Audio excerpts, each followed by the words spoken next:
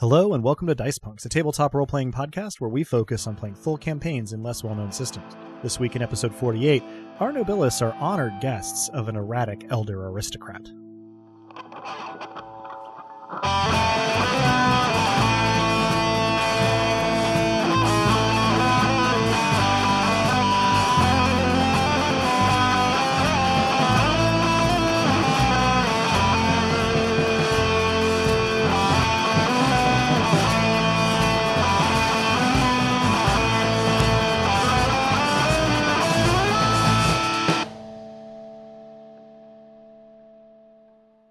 Hello and welcome. I'm Adam, your friendly neighborhood game master, and joining me are... Hi, I'm Drew, and I'll be playing Leorian Cathar, Viscount of Tempo, and I'm back in this manner in a manner I didn't expect. Hi, I'm Robin, and I'll be playing Lyssa Crate, the resolute and raunchy Furious Queen. I'm Des, and I am Romnet. And I'd really like to get to the bottom, and by that I mean ending these murders that constitute this darkness in the manor. Well, excellent. Thank you, guys. And let's see. We need to get our Mortal XP roll from Romnet. You want to go ahead and do that? That is a pair of sixes. Pair of sixes. Describe for me my XP today. Well, let's see. With a pair of sixes, it is a disappointingly cold and inert iron experience point.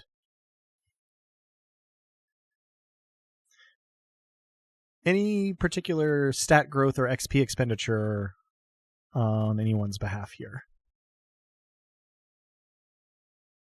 I think not on my side. I think we're probably coming up on final stat growth soonish, but yeah, for the moment, nothing for me. All right. Same on my end. I think it would cost 3 to up oratory. If oratory is currently at 2, yes, it would cost 3. Then I will do that. All right. Yeah, so for 3 mortal experience, you may promote oratory from 2 dice to 3, giving you a pool of 4 in that skill. Excellent. You'll be entertained to know that when I was entering the notes of how I'd spent the XP, I initially typed it as Oragory. I suppose it could get gory. I believe, though, that brings us to our recap of last session, this time courtesy of Leorian. Take it away. Indeed. When you're ready. Well, following the incident with the canal doppelgangers, we realized that Feywa had arrived in Fermata. When we found her, however, she was wounded, seriously so. Would have been dead had she not been divine. Ilona couldn't do much, and indeed, Feywa herself insisted that the only thing to do was to absorb her power.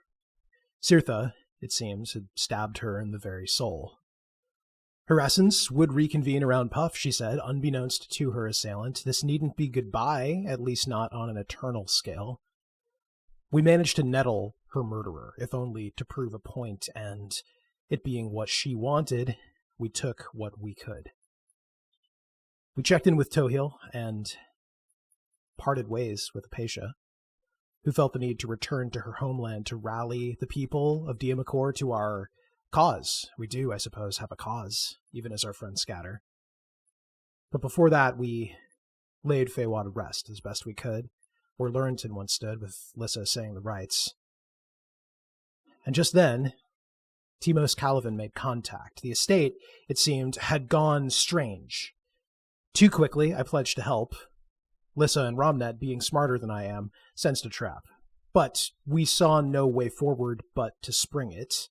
And so after a brief audience with Dosk, we headed to Calivan, and into the Dome of Darkness, which disconcertingly extended beyond the estate. We were able to give Timos little comfort and small hope, but that, I think, was still a marked improvement for him. And so, in short order, we found ourselves before the Lord of the Manor himself, and he greeted us as dignitaries of a sort, and he said, "Come and celebrate with us the foundation of a godhead in Calivan." from here, I imagine things can only go well. Yeah, so to set the scene just a little bit as we resume here, you have entered into the sort of banquet hall of the Calivan Manor in Calivan. And you are in this grand but mostly darkened space. There is music coming from somewhere off in the darkness. The only spot that's really lit rather than limned in silver is around the table itself, where there is I call it a sparse crowd for the size of the table, eating and drinking, feasting and murmuring.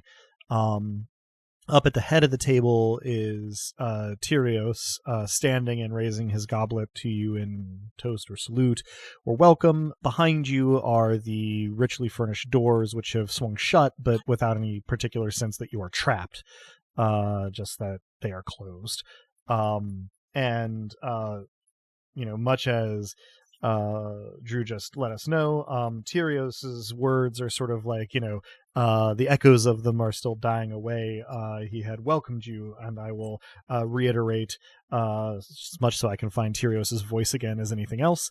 Welcome, welcome. It is good to see you all, you dignitaries, so to speak. Come and sit, celebrate with us the foundation of a godhead in Calivan. And seems to be sort of waiting for you to take his invitation, arm outstretched and goblet raised.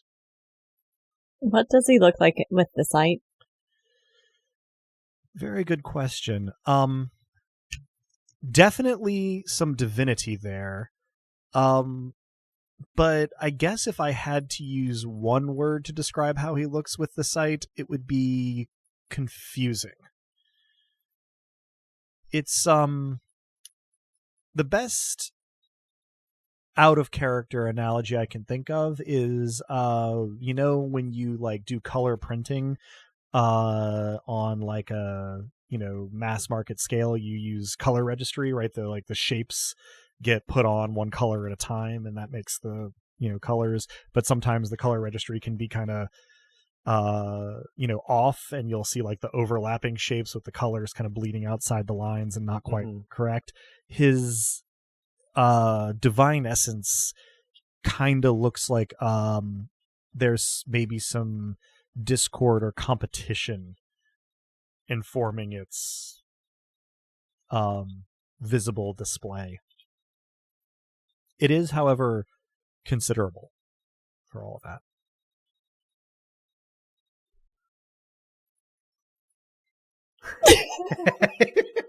Let the listener know that Robin and I were both trying to figure out who was speaking first. With awkward, intense eye contact for half a second. That's the main thing you miss, dear listener, is awkward, intense eye contact. It's a thing. It happens. It is. It happens. My lord, thank you for the invitation. It's been some time. May I introduce my fellow dignitaries? And I gesture at the both of you, and charm plus grace is 3 dice. Yeah. Pair of 7s. Tyrios, sort of focuses on you and moves his goblet like out of the way as though it was blocking his view before, and says, "Why, that's the guitar boy. Ah, come sit." Or he waves a hand and the music stops from wherever it's coming from. He says, "Play us something. Introduce your friends. We must celebrate." It hadn't occurred to me until that moment that he might not remember me, and I am both relieved and terrified to see that he does. And I say that my friends here, being as auspicious as they are, may need to introduce themselves. If I may provide some underscoring, I get out my lute and, of course, gesture as though to remind my companions, as though they need to be reminded that it can become a weapon at a moment's notice. For the moment, however, it is not. I strum the sort of gentle, courtly refrain that one would expect as dignitaries are introduced. And go ahead and roll me a perform music, 7 plus an expert die. Okay. We'll set that expert to 6 because we live in hope.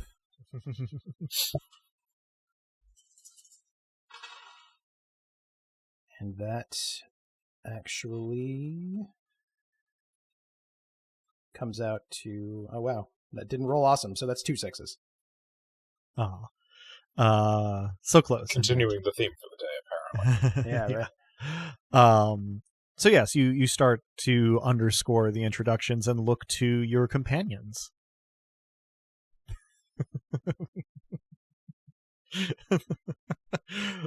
Listeners, there is pointing going on to determine who shall speak first. Not actual nose goes, but in spirit, yeah. Mm-hmm.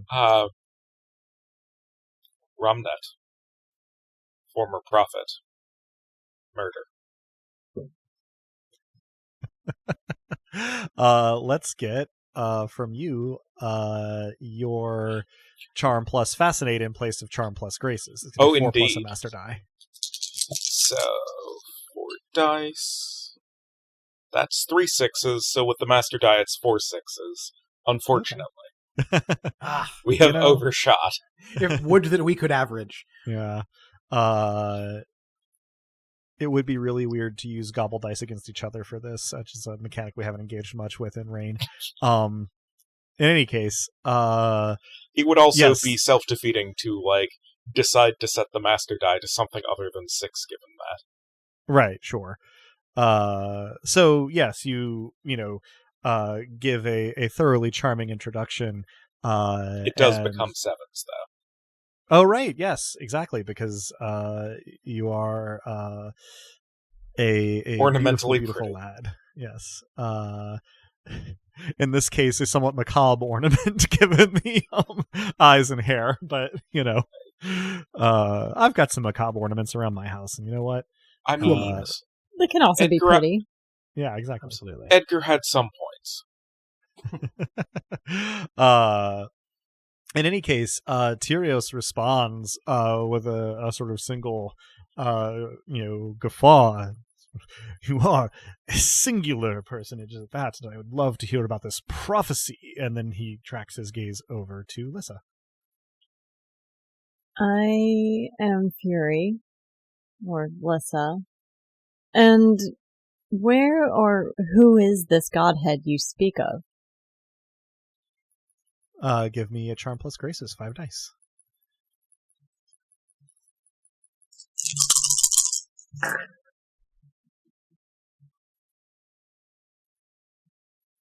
No matches. Let's say getting right to the point, given the no matches, there's no discordant note in what I'm playing, but it gets a little more intense for a moment if you're listening carefully.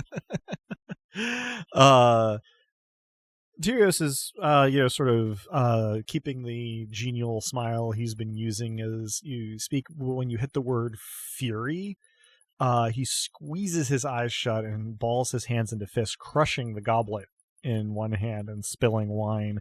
And then in about a second and a half, as you sort of are catching up and finishing what you had to say and trying to figure out, he immediately regains his composure and simply drops the goblet onto the table as though nothing had happened, and answers your question by sort of gesturing down his body. He says, "It is I am reborn anew." And how did this come to be? Well, I'd be happy to tell you about it, but come, sit. This is a conversation for dinner, not for shouting across the room like strangers. And he gestures you up to the dais where he's sitting at the head of the table, and basically just shoos some of the people who are sitting to his left and right to spots further down to free up space for you. Does anyone else in the room and or do the shadows look like anything in the sight? No other person in the room has any sort of divine nature, nor do they change their guise or appearance in the sight. The darkness is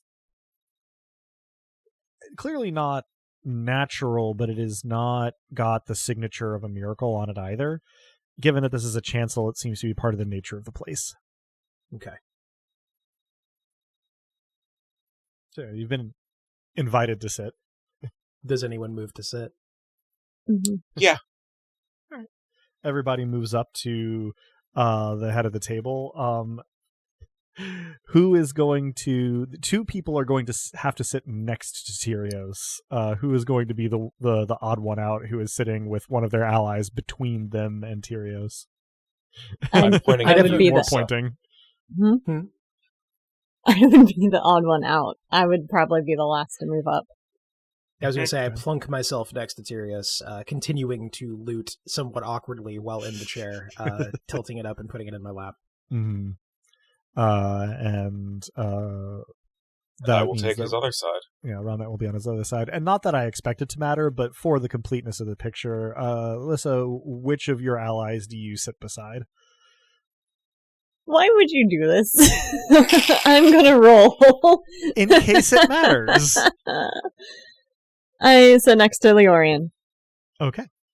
If it was gonna be lower numbers Leorian, higher numbers Ramnut was how I did that, and I got a 3. Tyrios looks pleased as you all come and take a seat, and he gestures at the thoroughly, at this point, chaotic spread of food and drinks and glasses and utensils and sides and all sorts of things on the table. He says, "Please help yourself. There's no end to my largesse at current." And then takes a different goblet, probably not originally his from what you can tell, off the table, and takes a swig of it and puts it back down, and turns to Lyssa on the other side of Leorian and says, "As to your question, I suppose you could say it was an inheritance, long-delayed patrimony, perhaps. Came upon me of a sudden. We've been celebrating ever since I figured out what had happened." From whom? Oh, that's the question, isn't it? I must assume, he gestures at the darkened room around, that it's from the Obsidian God. But it didn't exactly come with a note attached, and he chuckles at his own joke. Leorian, this is very out of character for Tyrios. You have never heard him this informal or loquacious, and you're not sure you've ever heard him laugh. Now, you haven't spent days and days around him, but from what you have been privy to, this is very different. I am going to... I haven't done this in a while. I'm going to make myself glorious. And try... I guess this would be both making myself glorious and doing a ghost miracle, and just make the general aura around me furious. I'm also going to say that Tyrius know the truth, I suppose. Gosh, my brain just died in the middle of that train of thought. It's all good. I'm going to say, I regret to inform you that the Obsidian God is dead. There's a beat. You assume your mantle of glory and you ghost miracle up some fury around you. It doesn't have very much in the way of tangible effect because everybody right near you is protected by an autoritas of their own, but is certainly noticeable to those who can sense these things. And he sort of regards you for a moment and then grins widely and sort of barks a laugh. "Ha! I suppose that would explain a lot then. It would appear that I am the Obsidian God's successor then." Not likely, considering the nature of the Obsidian God's demise by another god. I would suspect and be concerned instead that you're being used. He knits his brow a little bit. "I hardly see how that could be the case, but, well, I suppose we'll have to get to the bottom of it one way or another. And as he sort of, winds down, as his chuckle dies away, he too assumes a mantle of glory. This is, as is often the case with miracles of the spirit, not a change in his appearance so much as change in how it registers. Where, Lissa, your aspect of glory tends to be an intimidating and sort of, in the original sense of the word, awesome aura. Tyrios's is convivial. He looks avuncular, but also authoritative as he sort of smiles in your direction.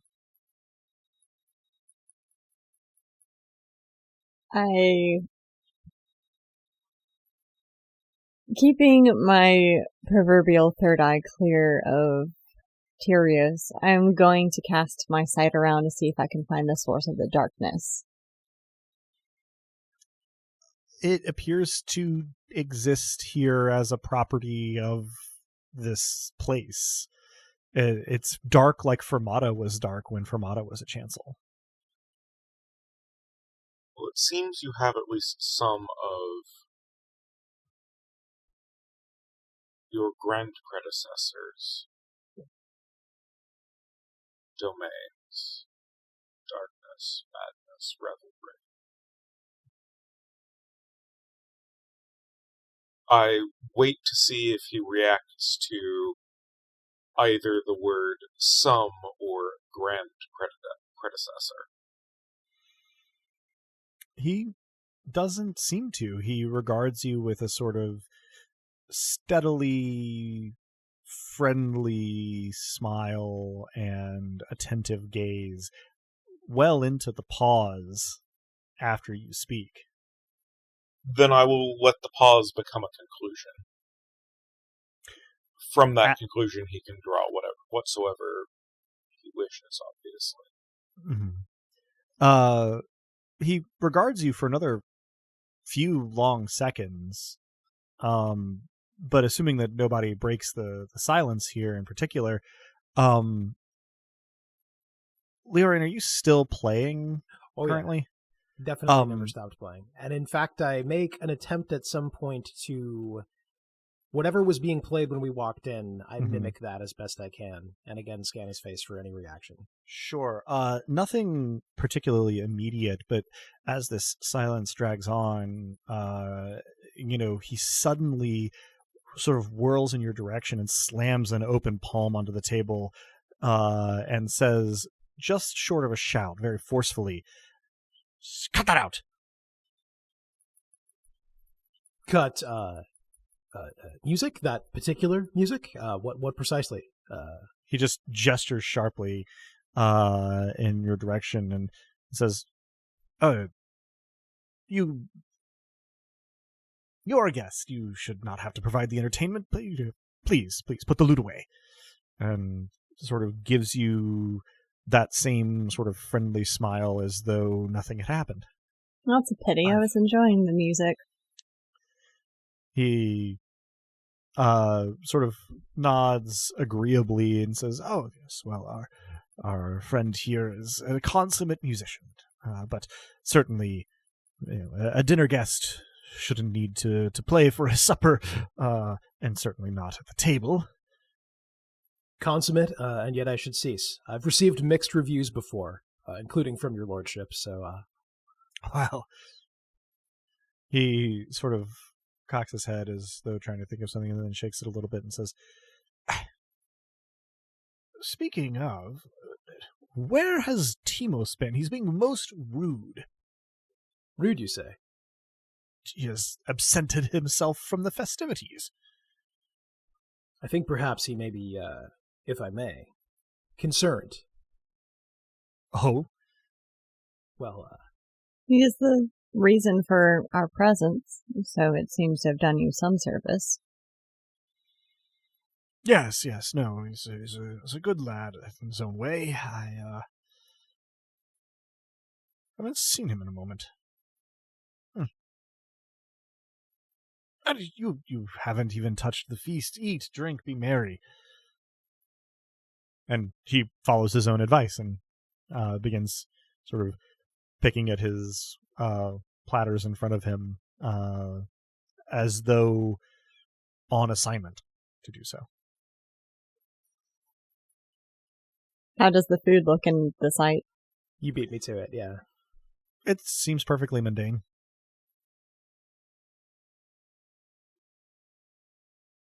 If any harm would come to you, it would just be if somebody didn't cook the chicken all the way through.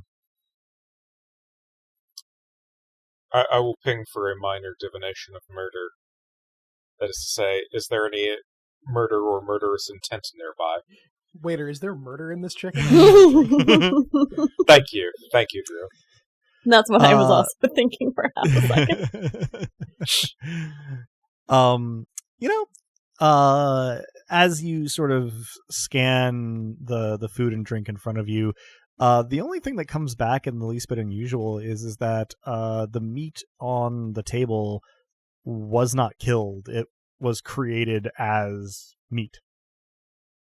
These animals were never alive. Burger. A miraculous burger. Sponsored by Impossible Burger or any other. Well, and to be clear, these are made of meat. They just weren't ever alive. The Impossible Burger they're more not. Impossible than Impossible Burgers. Impossible Burger is actually perfectly possible. You're taking a lot of peas, and anyway. The actually Impossible Burger, if you will. Indeed. I'm going to do a lesser creation of fury on the food that Tyrius is eating, with the idea of making it rebel, just so that when he tries to pick up a forkful, it rolls off, or when he tries to cut it, it stubbornly refuses to tear, or manages to just miss his mouth as he raises it to his face. Interesting. So, sort of by definition, food that he's attempting to eat is going to be inside his Octoritas. Are you attempting to penetrate that to make this happen? Oh. Yeah, because it would be that close to him, isn't it? I would do it for everything outside of his Octoritas, then, so that no one else could partake.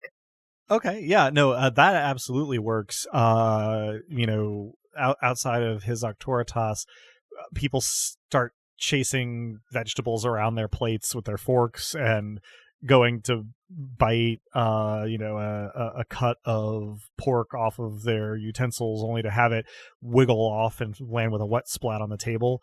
It's a little disturbing to watch. Tyrius takes no notice. When I caught into what's happening, I also changed the tempo of the drinks in their glasses or goblets. Some of it slows down and becomes solid until, of course, it speeds up and splashes them in the face. Yeah, the people doing the eating seem bemused and vexed, but muted in their responses to this. Nothing particularly... No one reacts like you would if you were sitting at a Burger King and this started happening to you. Point of order, Adam. In the site, yes, these people, yes, are they actual people or are they similar to the meat? They appear to be people, presumably people who were here in the estate when this happened. Sure. They're people made of meat only in the ordinary sense. Right, yes. They're very possible burgers in this case, with an H in it, like a townsman, a burger. Likely burgers. Ordinary meat burgers. People. Boy, that's one of the most tortured puns I've ever done. It was a long walk, but we got there. And they have no Octoritas, right? Nope. They seem perfectly ordinary. I'm going to do another lesser creation of fury and make them have a reasonable, frustrated reaction to the food not behaving as it should. You've basically conjured below you at the table at large a cut section of like Fantasia, where a bunch of sort of cartoonishly caricatured aristocrats are grasping and stabbing and leaping and tackling their food all over the table. It's fairly noisy, though the sound is a little muted by just the atmosphere of the place. And at last, a demonstration of capitalism. This week's audio political cartoon. Low grade pandemonium.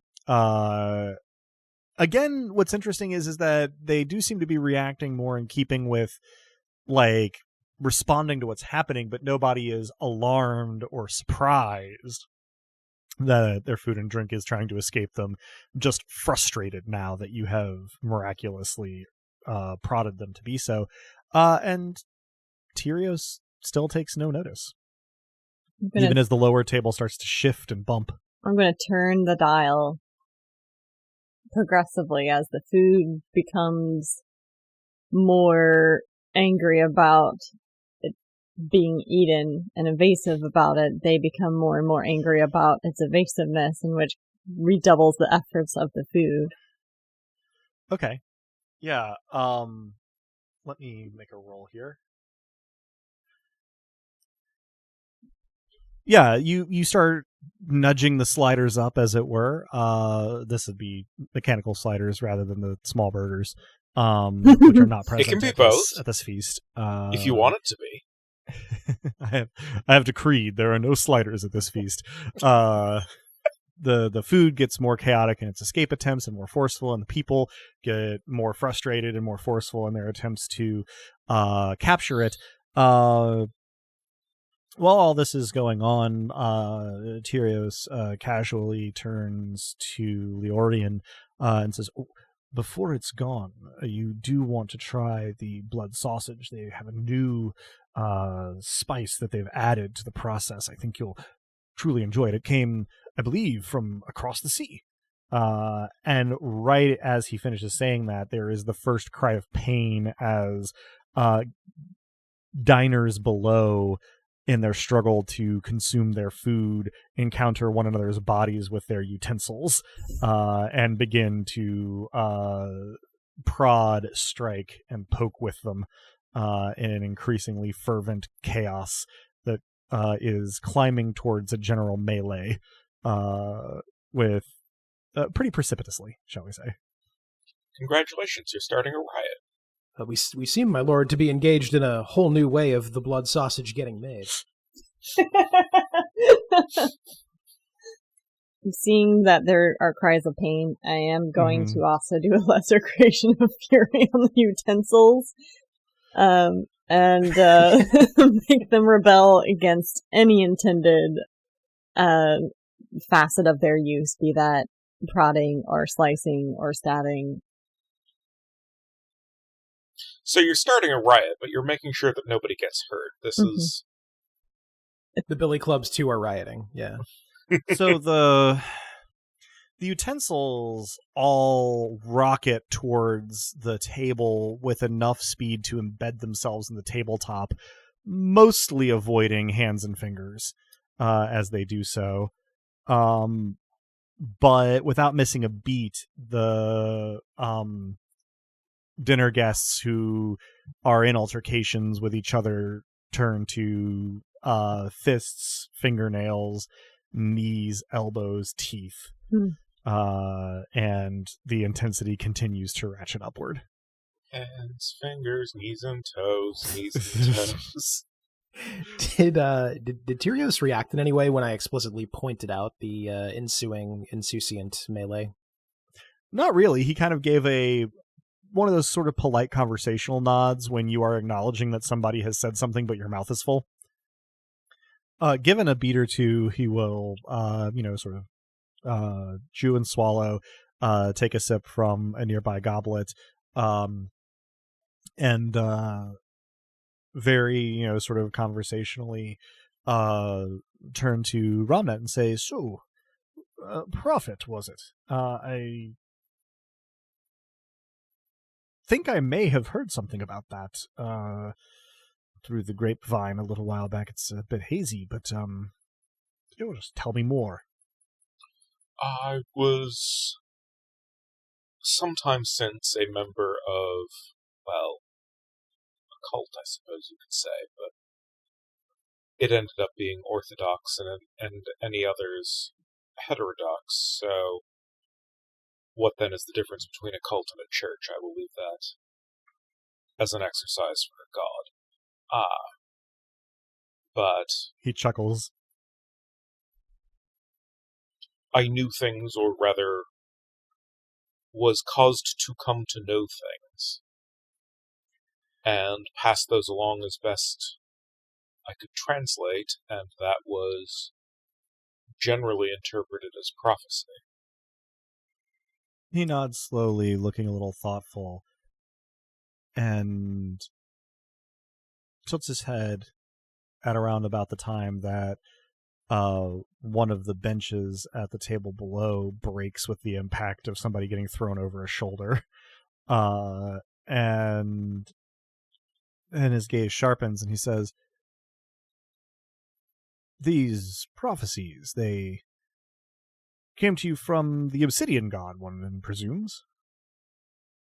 One presumes.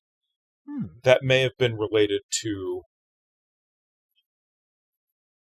my then mortal stature and my proximity to the obsidian god, perhaps favor. It is unclear. Also difficult to replicate in the present. He nods thoughtfully, says, Yes, no, I could see. And he looks a little far away as he takes a spoonful of some kind of pudding and puts it in his mouth. As gesture, the gesture of eating in this case is like thoughtful and pensive, but he seems to just kind of like be going through the motions of a feast there, and he sort of looks contemplative for a long moment there. I do a lesser destruction of fury, seeing that the violence below-hand is starting to get out of hand. I allow that to linger for long enough for them to gain hopeful self-awareness and watch their expressions with interest. Okay. You snuff the flame that you had lit, and over this very rapid course of like 2 or 3 seconds, everything sort of like slows to a near halt. People are looking around and sort of blinking, and they each sort of slowly resume their seats and start putting scattered food back on plates, refilling goblets. The broken bench is rapidly replaced with one from further down the table, and a couple of people who are stunned or maybe in 1 or 2 cases unconscious are sort of propped up to one side, and everybody sort of goes back to what they had been doing when I see prior. When I see them resuming their concerning previous behavior, I do another lesser creation of fury. This time, I aim to make it that precise type of fury that makes one storm out of a room. Everybody at the rest of the table, outside of the various Octoratases, simply freezes for a moment. And after about a slow count of 2, they sort of glance around and begin to like wipe mouths and put down napkins and stand up. This catches Tyrios' attention. And he sort of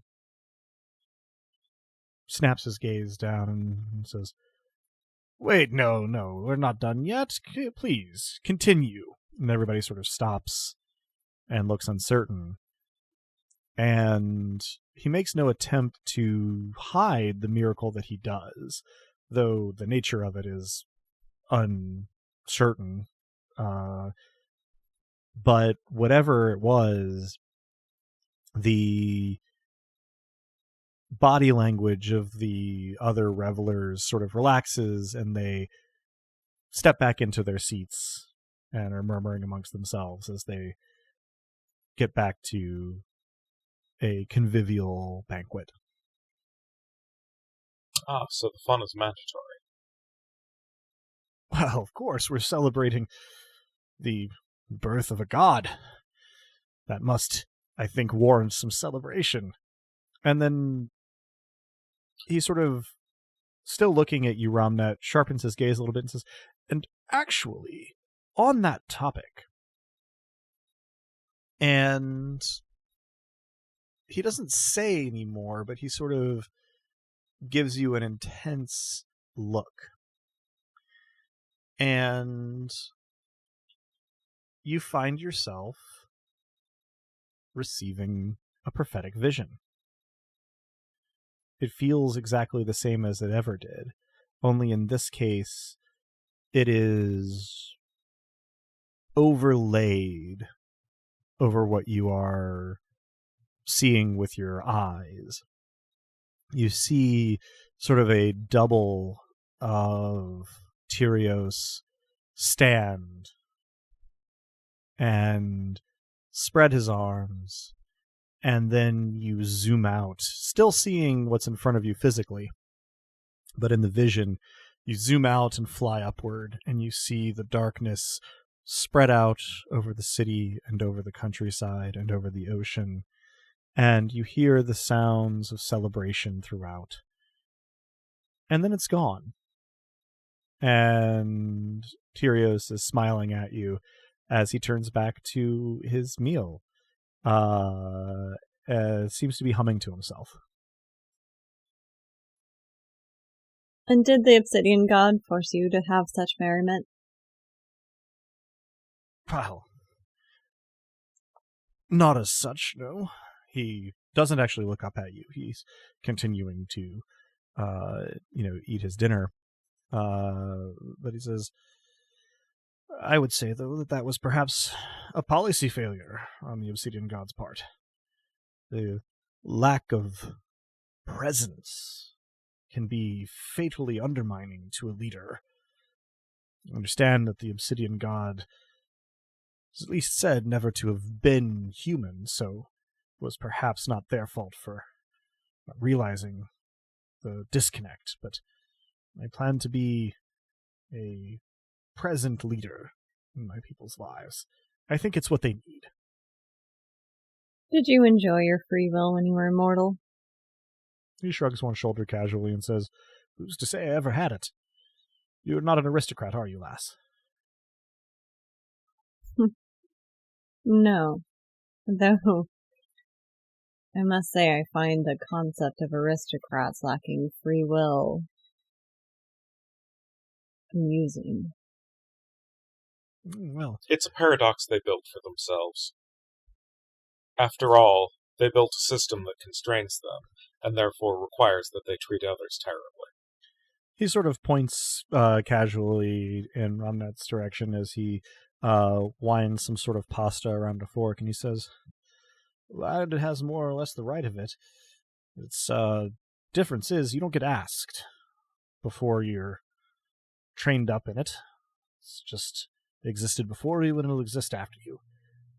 Best you can do is, well, try to discharge your responsibility. Don't care, of course.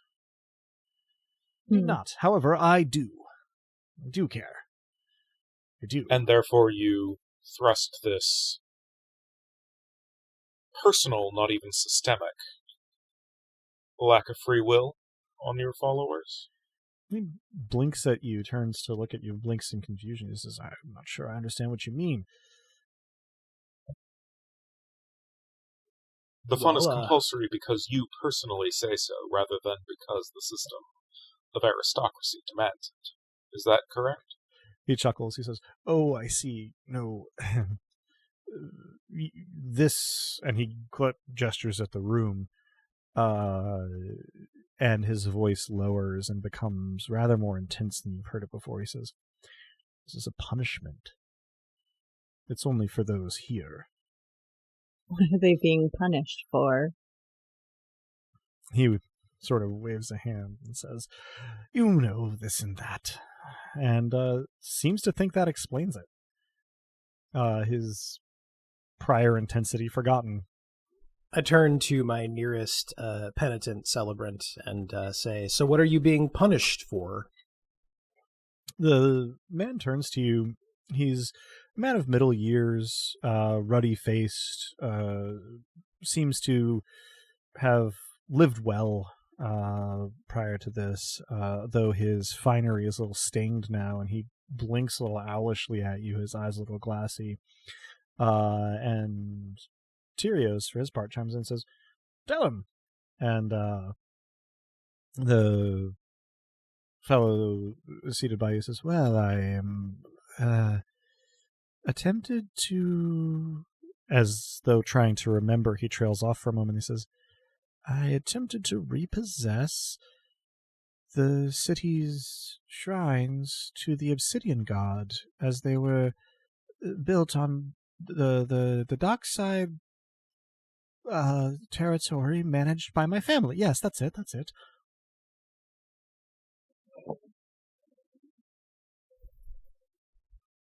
I'm going to give a pointed look to Romnut, and then for the first time reach to fill my glass. I propose a toast, then. Tyrios looks thrilled. To punishment dealt where it is earned. He grins and raises his own goblet and says, "Well, here, I'll drink to that." And I make a show of trying to reach his goblet across Leorian. Mm-hmm. And then, realizing that I can't, despite my stature, I rise and approach him. He tracks you as you do so, and sort of continues to extend his goblet, and then blinks and sort of looks into the middle distance, your movement sort of forgotten, and stands, and he says, "My, we have a visitor." And he reaches to the table and sort of rings a little bell. A page appears seemingly out of nowhere, and Lissa, do tell me if at any point you interrupt this proceeding and how. But a page appears sort of out of nowhere, and Tyrios says, "Good lad, tell Timos to let our guest in, lead them in here where I may speak to them." And the page bobs a bow and darts off. And Tyrios goes to sit back down and resume his meal, seemingly having forgotten that you were there. I clear my throat, still holding the glass out. Mm-hmm. He sort of blinks and goes, "Oh, my, where is my mind?" And he turns and holds his goblet up in your direction, and then looks at a goblet near him on the table, and swaps them, and holds the second one up, seeming a lot more sure of himself. Okay. Is he letting me approach him? Mm-hmm.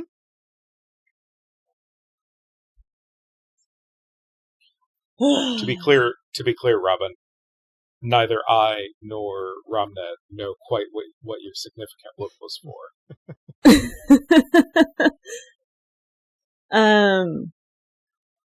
That's fair. I mean, that is one of the risks of significant looks. Because I can't poison his drink, and I'm not gonna poison yours. And I don't know why else you would be giving murder significant looks as you're proposing a toast. So,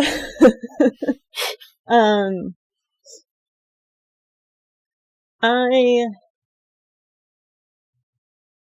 am the funny. What I'm going to do is, as soon as I get close enough to him, but not quite in his Octor toss. Mm-hmm.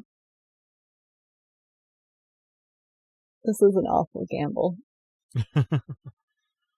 I'm going to pass the helm to Mavia. Mm-hmm. which should bring my aspect up to 1, and then I'm going to spend 2 additional aspect miracles to make myself devastatingly fast. Okay. And in the smiling approach that I offer him, with the goblin in one hand, I'm going to pull out Fewa's weapon with the second hand. Okay. And are you adding any penetration? Aspect miracles, like other miracles, do need to penetrate the Auctoritas. It's an aspect miracle on myself outside of his Auctoritas to make me fast. And I believe the rule book has a thing in there saying that aspect miracles that you cast on yourself do not need penetration. Correct. Yes, that was my misunderstanding of what you were doing. Okay, so you're making yourself devastatingly fast, and you are using Fewa's Bloodstone weapon. Mm-hmm. And at current, it is a hilt. Are you doing anything to the weapon itself? I'll also put fury into the weapon itself, okay, to make it whatever it needs to be to kill this god. Okay.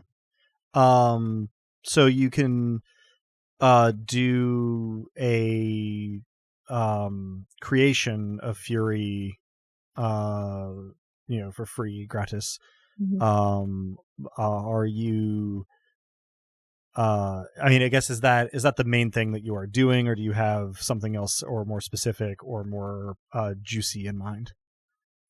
Is there time, upon my seeing her hand drift toward the hilt, to make of it a murder weapon? I'm going to say that there is time, yes. Cool. Let me see here where I have.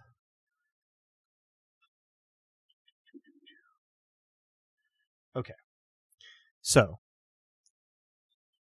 Lissa, you approach. Real quick, yes. As she starts approaching, one other thing happens, which is that I say, "If you'll permit me, my lord, the occasion is just so festive. I don't think that I need to sing for my supper, but..." And I take out my drum. However fast, dashes his goblet at you and just yells, "No!" Face suddenly apoplectic with rage. Lissa, good distraction at the very least. Mm-hmm. You shift to Mavia. That was part of your plan, right? Yeah, shifting to Mavia, making myself devastatingly fast, so bringing my aspect to 3. I've already deducted the 2 points. I am going. A lesser creation is 4, yes? No? Mm-hmm. Okay, then I will drop 5 points for penetration, 4 of them from domain, and 1 from realm, because we're in this realm. Mm-hmm. If that works. So hang on, if you're channeling realm miracle points into a domain miracle, that's 2 to 1. Oh, then I'll just drop 5 from realm. Okay. Or not realm, domain. Okay. These words are too similar. Yeah, I do understand. Okay, so Lissa, you become Mavia and strike out, pouring fury into this needle.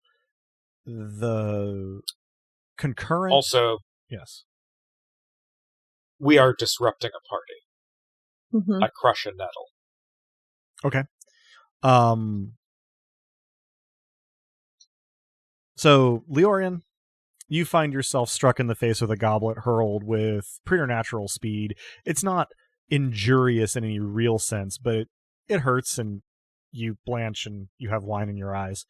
It's not pleasant, but no long-lasting effects, maybe a bruise.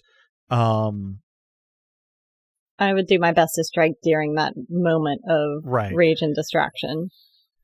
And indeed, you have your pick of moments at aspect 3, and sure enough, as you punch forward with this hilt, commensurate with your stab and lightning quick, the bloodstone flows outward from it in sort of less of a long needle-like shape like you saw Feywa use back in Lurenton, but more like a solidly sharp, like triangular kind of mangoche shape. And you punch it, I mean, directly in between two of his vertebrae, about halfway up his back. Not a great place for a puncture wound in your admittedly limited experience of surgical strikes. All the way to the hilt, with enough force to drive him down over the table, and instantly, before he's even down, even at this lightning speed, the revelers all freeze silent in their place. Romnet, you have created into this action a murder and crushed a nettle, more or less simultaneously as the strike lands. And Tyrios, for his part, is driven sort of face first, bent 90 degrees over the table. His face lands directly in his platter, and he stays there as this lightning fast moment. Where's concludes. his heart? Up. Where hearts are normally. Yeah, sorry. Well, I'm not sure I was asking that. In relation, I took it as in relation to your stab wound. It is slightly up and slightly more to the left from where you hit him. My brain just filled in, like, where is my heart? To the tune of the Pixies. Can I, since he is face down, can I mortal combat him? And you're gonna have to be a little bit more specific. Yeah. Can I rip his heart out from his back? Let's see. Sorry, Tyrios. Yes. If you are using an aspect miracle for your bare hands, or if you are using either your weapon or some of the dinner utensils to carve it out more slowly, I'm comfortable with using an aspect miracle, because let me see what I would need. I would be probably 2 more points because it's improbable to be able to rip out another person's heart, right? Yeah. A level 1 isn't quite going to do it, but it's not like incredible. And my high speed is still in effect, right? So I just would need the strength. Right. Okay. I'll go ahead and do that. All right. So you, as the general chat is saying, I'm going to be shoving this thing as quickly as possible into my mouth.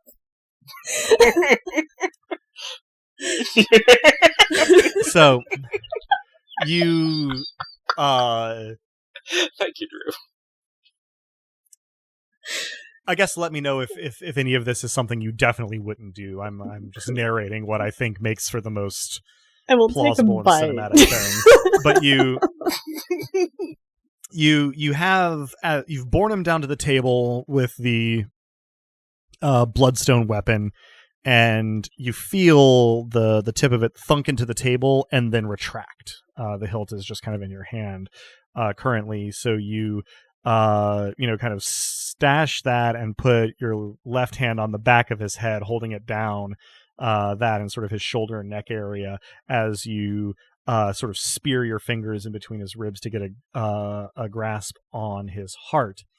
And as you go to yank it out of his chest, his left hand shoots up behind his back and grabs your wrist in not quite a strong enough grasp to immobilize your wrist, but now when you yank, like you're kind of pulling his whole body, up by the shoulder with it. He has not said anything, and it is more or less concurrent with that initial yank that the doors to the banquet hall open. And for anyone who cares to look, the diners, along the tables are still frozen.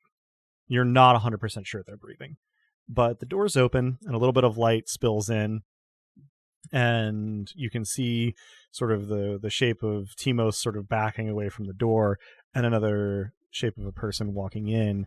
And I don't think anyone here is going to recognize this person, but Drew, out of character, not as Leorian, can you please describe what a somewhat travel-worn Vruta holding a book under one arm would look like? Well then, my goodness, you would see the kind of person whose face looks like it was built to read, eyes almost hidden in their face, but with more musculature than you would expect from such a person. In other words, a person whose very aspect bespeaks ludicrous and unnatural discipline of one kind or another, and a seriousness that could be infectious or could be infuriating depending on who you are. Short, dark hair, and did I mention serious? Now, listeners and players alike, do forgive me if I don't hit precisely the mark on his voice. It's been a minute since I have done it. I'm going to do my best. As this book-bearing fellow enters, he takes a quick look around as Mavia jerks again on Tyrios's heart, and again... I apply some pressure this time, warning that there's not a good option out of this. Certainly, Tyrios's body sort of convulses and his grip tightens on your wrist, but it isn't doing anything to break your grip on the organ within it. While this happens, the young man who's walked in says, have I come at a bad time? Tyrios, for his part, mumbles, certainly not audibly to the visitor who has entered, but audible to those around him. Is welcome feast. Don't worry, you're not the one who killed the party. I am. And I bite the wrist. I bite the hand restraining my wrist with terrible strength. You bite the hand preventing you from feeding? Yes. I have rolled an opposition die here, and because you are currently Mavia and using some aspect miracles, you bite clean through the joint and tear on your next jerk the heart of Tyrios Calavan out of his chest, shattering 2 of his ribs on the way. Now you have a weakly twitching heart in your right hand. I take a bite out of it. Yeah. Anyone paying attention to the young man that the doors are now closing behind will see him swallow heavily and take a shaky breath. Mavia, you take a bite with some relish out of this heart, tearing at the fibrous muscle. It's a bit chewy. Do I feel anything? Not immediately, but you're sort of grinding this, chewy hank of heart in your teeth. If there is indeed any remaining in your hand, I will hold out a hand. A request you can, of course, deny. I pass it. Okay. Then I too shall partake. Very well. Partake, pass.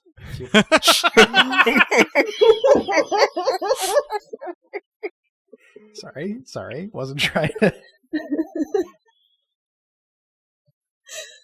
I'm glad I wasn't taking a drink during that. Robin was, hence the apology. Oh, man. I don't even know this. But yes, I was.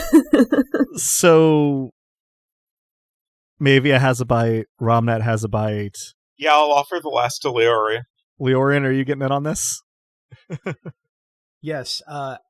Is the door still open, and is Timos still in view, or has he stepped out of the way? It has swung closed, and before it was starting to close, Timos had retreated.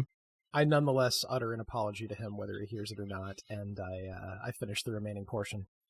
All right. Everybody sort of chews and swallows, and one by one, if you'll allow me to fiat this, turns to look at the bookish gentleman who has entered. The revelers are still frozen in place. What does he look like with the sight? He doesn't appear as a power or an imperator or exactly an anchor, but sort of like smudged glass, like there's fingerprint residue in a spiritual sense around him. He also, to the normal mortal vision, looks perturbed. But he's doing a decent job of maintaining his composure. Sorry, is there anything that we can help you with? May I fiat that you are saying this as you are like wiping your mouth with the back of your hand? Oh, absolutely. Romnet hasn't really gotten much of a chance to be a monster. Indeed.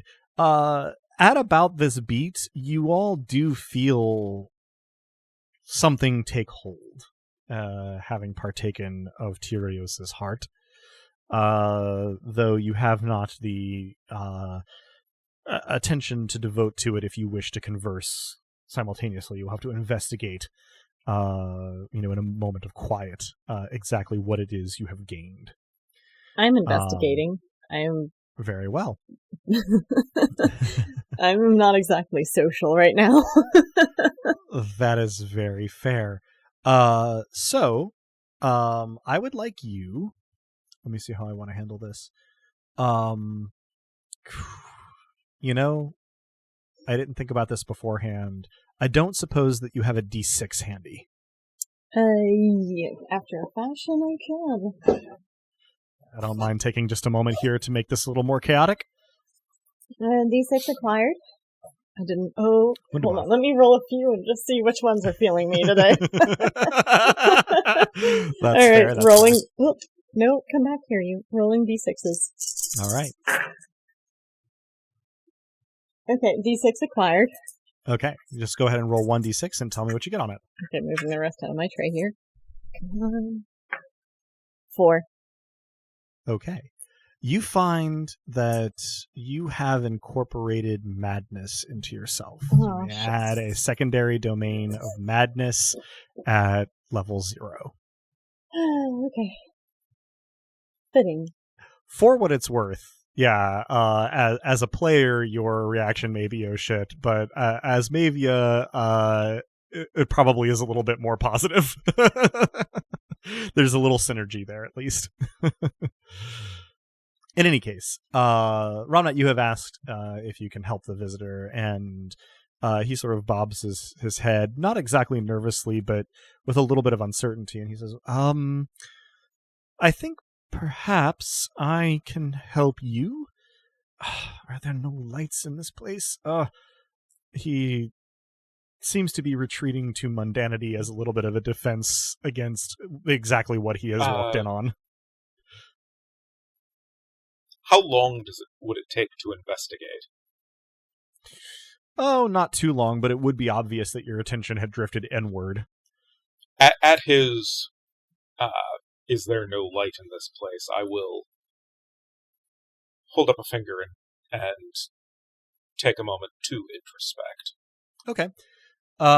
Roll, if you have one handy, to roll a d6. I do. Let me fish it out of this mug here. Listeners, for the record, I am watching what is happening on Robin's character sheet as she adds this, and it's very fun. My title at 0 of madness is mild cray cray. I have rolled a 1. Okay. You find within yourself a kernel of darkness. You may add a secondary domain of darkness at level 0. Ooh. I don't investigate. I ask the young man, help us. And as I do this, I wipe away whatever remaining blood might be on my face as best I can. Can I ghost miracle the darkness up a bit? Sure, yeah. You are now, nominally in control of it. You sort of, tell it to chill for a minute. And sure enough, the light levels become more commensurate with the light sources on the table. That should help. No? He nods and says, "Oh, yes, thank you, I think." He walks forward a little bit, not quite approaching the foot of the table, and bobs just sort of an informal bow, clutching a large, seemingly wooden, sort of codex-style folio covered in leather for the covers, to his chest. He sort of bows a little bit and looks around and says, it might be an overstatement to say I was sent, but I thought I should come here. I've found something that I think might be helpful, if indeed I have the right people. Where are my manners? I am Vruta, a novice scholar of the Confluence. And he sort of bobs his head again. Did you happen to know at one point somebody named Dask? He grimaces slightly and then says, yes, I certainly did. I think that means I have the right party, then, if you'll pardon the pun. We are his friends, and his and he's our boss. He's our boss. It's a complicated thing. Apologies, you came in at a strange very odd time. I gathered, but for whatever it's worth, it's good to meet you. I think, or hopefully, it's good to meet you. But Dask is in the habit sometimes of just sort of going on a litany of people to whom he wishes he could apologize. And for the record, you do sometimes make the list. He blinks once and goes, "Oh, wow. Yes, no, that tracks. Well, you seem to know me rather more than I know you." And looking at Mavia, he says, "I suppose this is just what it's like to interact with demigods." And then sort of blinks and gestures at the frozen revelers and says, "Are they all right?" Remains to be seen, I think. I was hopeful they would recover once he was gone. I suspect that whoever got revelry can assist there. Whoever got... at this point, I look upward. And indeed, you find that you are now very tenuously in charge of revelry, and you may add revelry as a secondary domain at 0. I will do. Did my nettling accomplish anything? Or was it just a nice little sting? So, actually, I'm glad you asked, because it wasn't significant enough for it to be super noticeable, but introspecting, sort of taking your taking stock of yourself, you find that you have a modicum of power from it, and you may put 2 miracle points on whichever meters you desire. Cool. Made the murder cheaper. Well, as I realize that I have some control over the domain of revelry, what I try to do is turn the revelry back up, but to a reasonable amount. I channel Lissa's particular scrupulousness about consent, and I try to present exactly the revelry amount that each participant would desire. Interesting. That's gonna require miracle points if you want to be that specific about it, since you're at level 0 on revelry. I feel like these people deserve it. Okay. How many am I pulling from elsewhere, and how does that... Is it like right at the last Trump style? Like it's 2-1? Well, it's domain. Okay. It's domain, and Gotcha. It's just that one's at 0. I've been a one domain guy for quite a while. Your domain miracle points are shared among your domains if you have multiple ones. So, gotcha. If it's at 0, let's see, we'd be looking at like a lesser creation probably, or a lesser change if you wanted to have somewhat more fine-tuned control over it. So that would be 4 or 6 miracle points if you wished to go that direction. I think we can adjust afterwards if it's not perfectly fine-tuned, but I think they deserve something nice after what they've been through, so I'll spend the 4. Okay.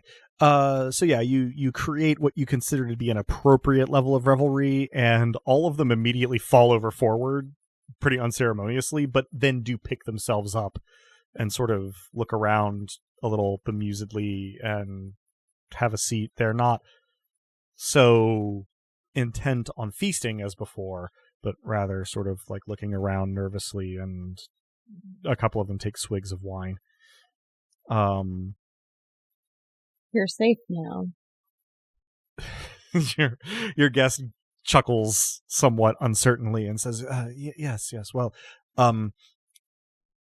my name is Vruta. That was to the revelers. Oh, I see. Not Vruta, sorry. The revelers sort of look at you, and a few of them blanch, and one of them goes, does that mean we can leave? You have been used and abused by gods. You're free to do as you wish. But if you are to worship any god, let it be one that was once mortal and the one who has freed you. The god of nothing, Dosk. Right you are, madam. And he backs away and then runs from the room, and the other revelers follow very quickly. You do not know, or I should say, I'm not sure if Mavia is thinking about this in particular, but the 3 of you do not know whether they will be able to leave the estate or not, but they certainly leave the banquet hall. We'll cross that orb of darkness when we come to it. Mm-hmm. I can probably, solve that problem. Yes. I say to Vruta, it should be stressed, are safe as well. Indeed. And welcome. Thank you. Sorry. To whom do I have the pleasure of speaking? Romnet, I will look at Mavia.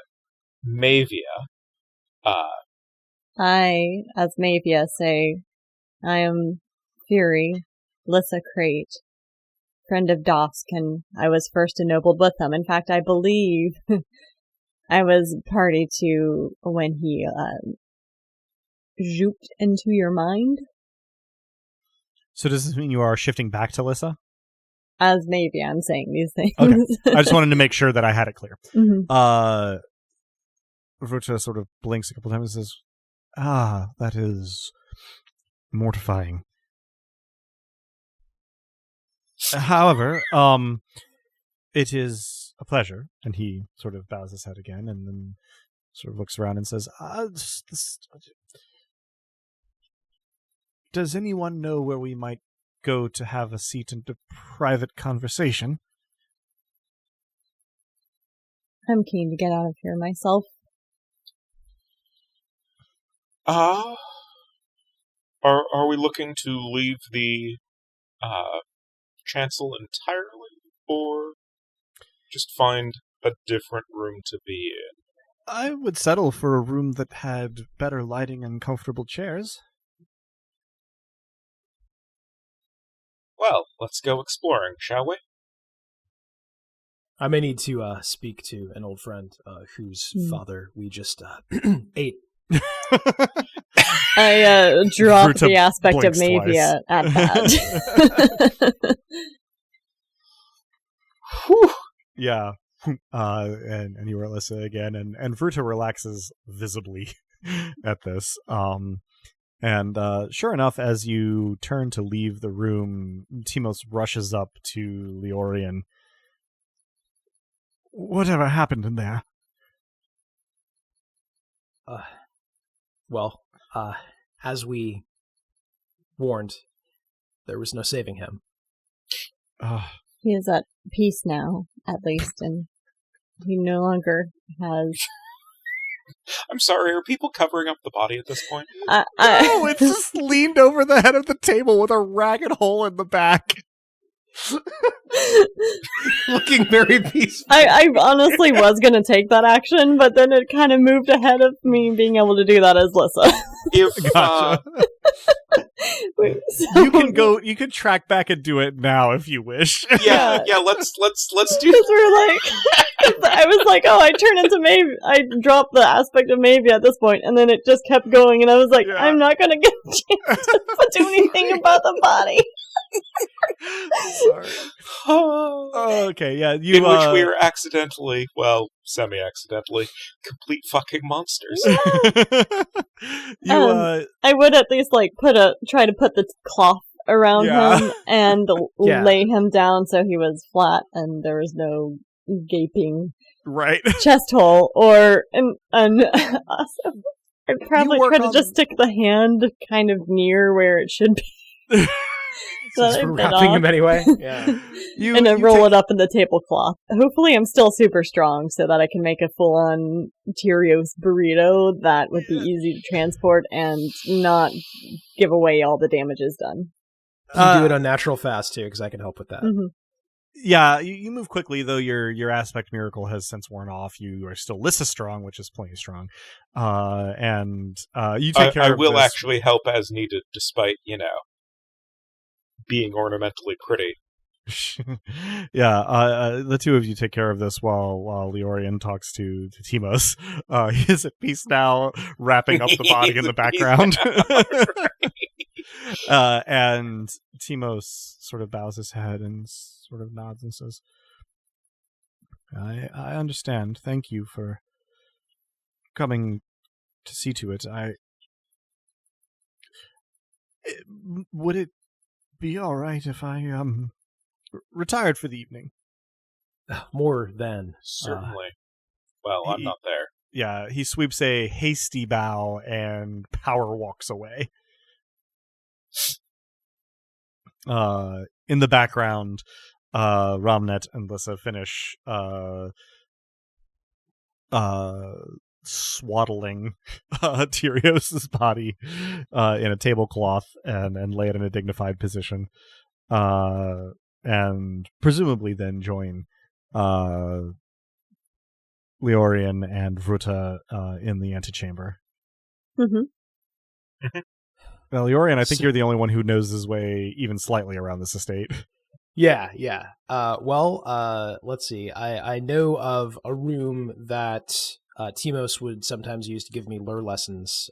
It's on this floor. It's large. It's large enough to make us comfortable, but not so large that it'll seem a cavern. I think I'd take us there. Very well. So, Leorian, you lead your party and Vruta to nearby. You feel comfortable calling it a sitting room or a parlor, despite the fact that you usually use it as a rehearsal space. It's fairly nicely appointed, but it's not one of the official receiving rooms either. And it has a rich, warm lamp glow in it that is only somewhat tempered by the influence of darkness within the sphere. Plenty of comfy seating for everyone. And unless I hear otherwise, I'm going to assume that everybody chooses a seat. Vruta chooses one where he can put his codex down on a nearby surface, in this case. Something that we would probably call a coffee table. I would certainly call it a coffee table. I get the feeling that to both Dez and Ramnet, nearly all tables are coffee tables, at least potentially. Potentially, certainly. Indeed. Once seated and book deposited, Vruta sort of looks apprehensively around, waiting for everyone else to arrange themselves and trying, it seems, to collect his thoughts. I pick up my teeth.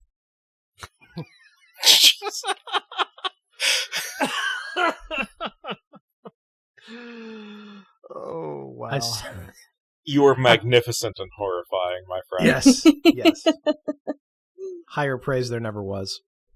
After a moment of that, I say, take all the time you need after the spectacle you just walked in on, but you said you were sent, or nearly so. Oh, yes, well, I don't think that His Doskliness has elected me for anything in particular, but as you may know, as you seem to know, I was connected to him in some way before he transcended his mortality, and I've been having some dreams ever since. I'm just mouthing to myself, His Doskliness. With, like, the glee of somebody who has found something new to make fun of a person with. Ruta continues and says, I had some trouble leaving the confluence, but I think that in the end I was able to make a case for a somewhat semi-permanent change in policy there. I proceeded to, without exactly being able to put my finger on why, to track down, and he reaches out and sort of rests his hand lightly on the book cover. He says, to track down something I think will be useful. I don't know if you'd have heard of it. It was somewhat legendary at the confluence, though. This is, as far as I can tell, the only Taraxan copy of the Currents of the Cosmos. Is that the book that Dusk was looking for that got him ascended? Indeed it is. It's also the book that our visitors in Vermata were asking for. Indeed it is. I lean forward at that name. Whatever gristle remains in my teeth temporarily forgotten.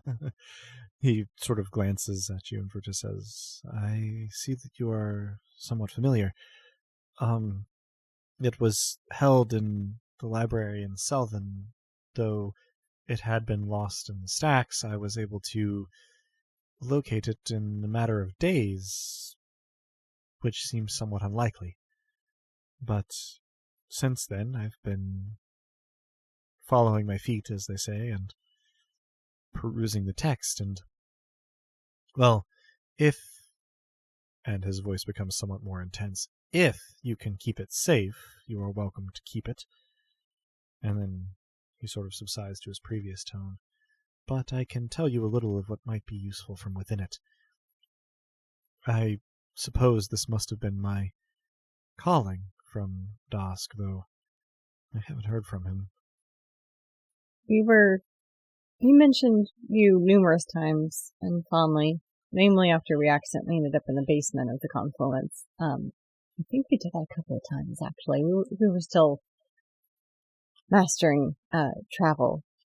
He snorts a laugh and says, yes, that, I suppose, sounds right. He'd be much more willing to talk about me than talk to me. And then he sort of shakes his head and says, it's probably not proper to talk about one's god like that, but, well, forgive me. A god though he may be, as he's an still ex of Dosk. his, shit-talking him is occasionally a perquisite. Ruta sort of chuckles and runs a hand through his hair and sighs and says, well,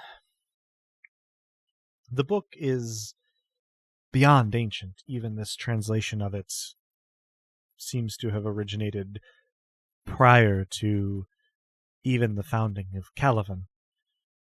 But this copy is somewhat newer and only centuries old rather than millennia.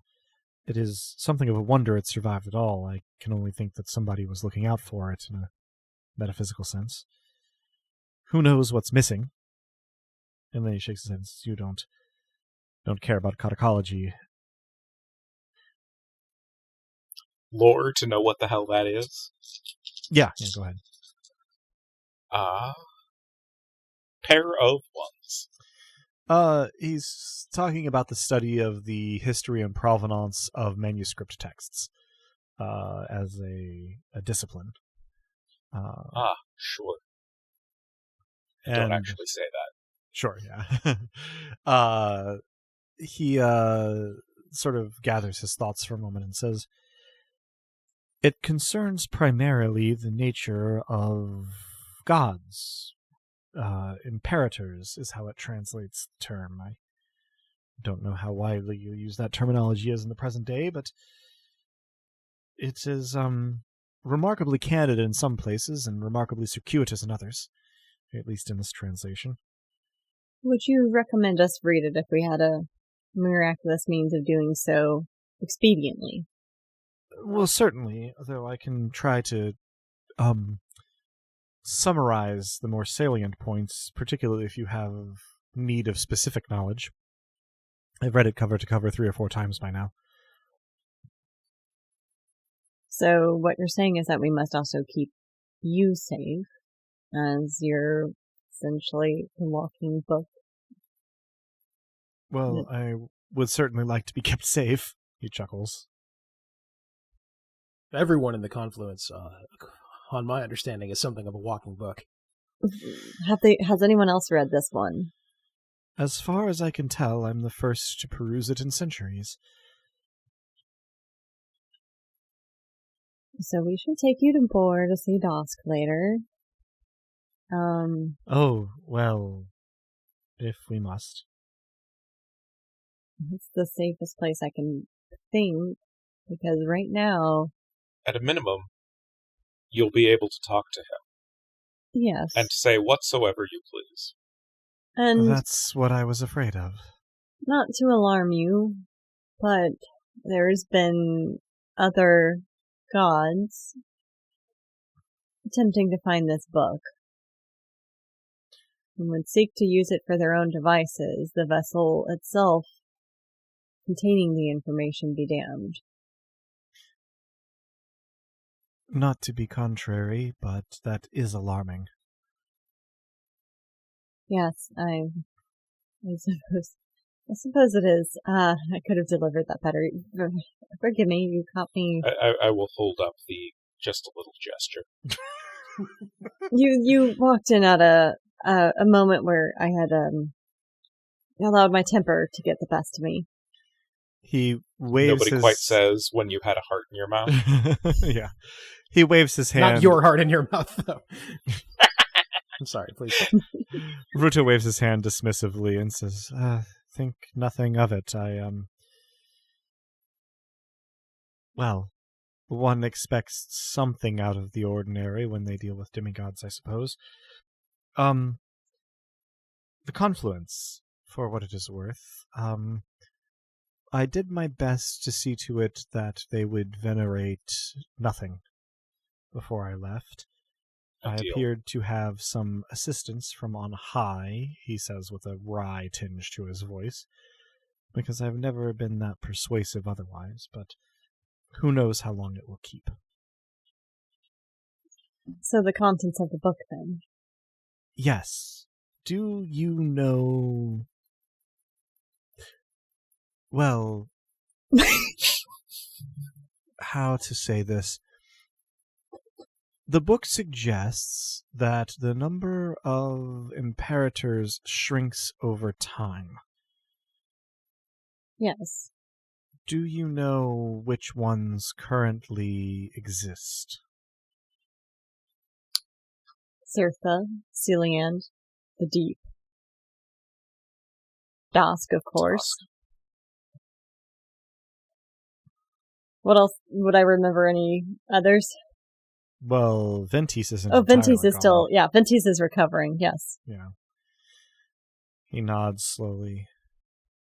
Well, this, and he lays a hand on the book, suggests that there were once hundreds, and that the number dwindles over time in cycles. It is a text of incredible antiquity.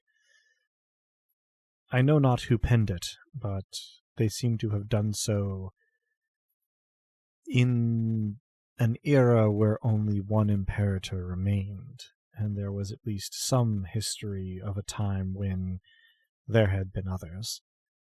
Did that imperator take the shape of rock? It mentions nothing of the imperator's physical form, I'm afraid. It is rather more general in its contents.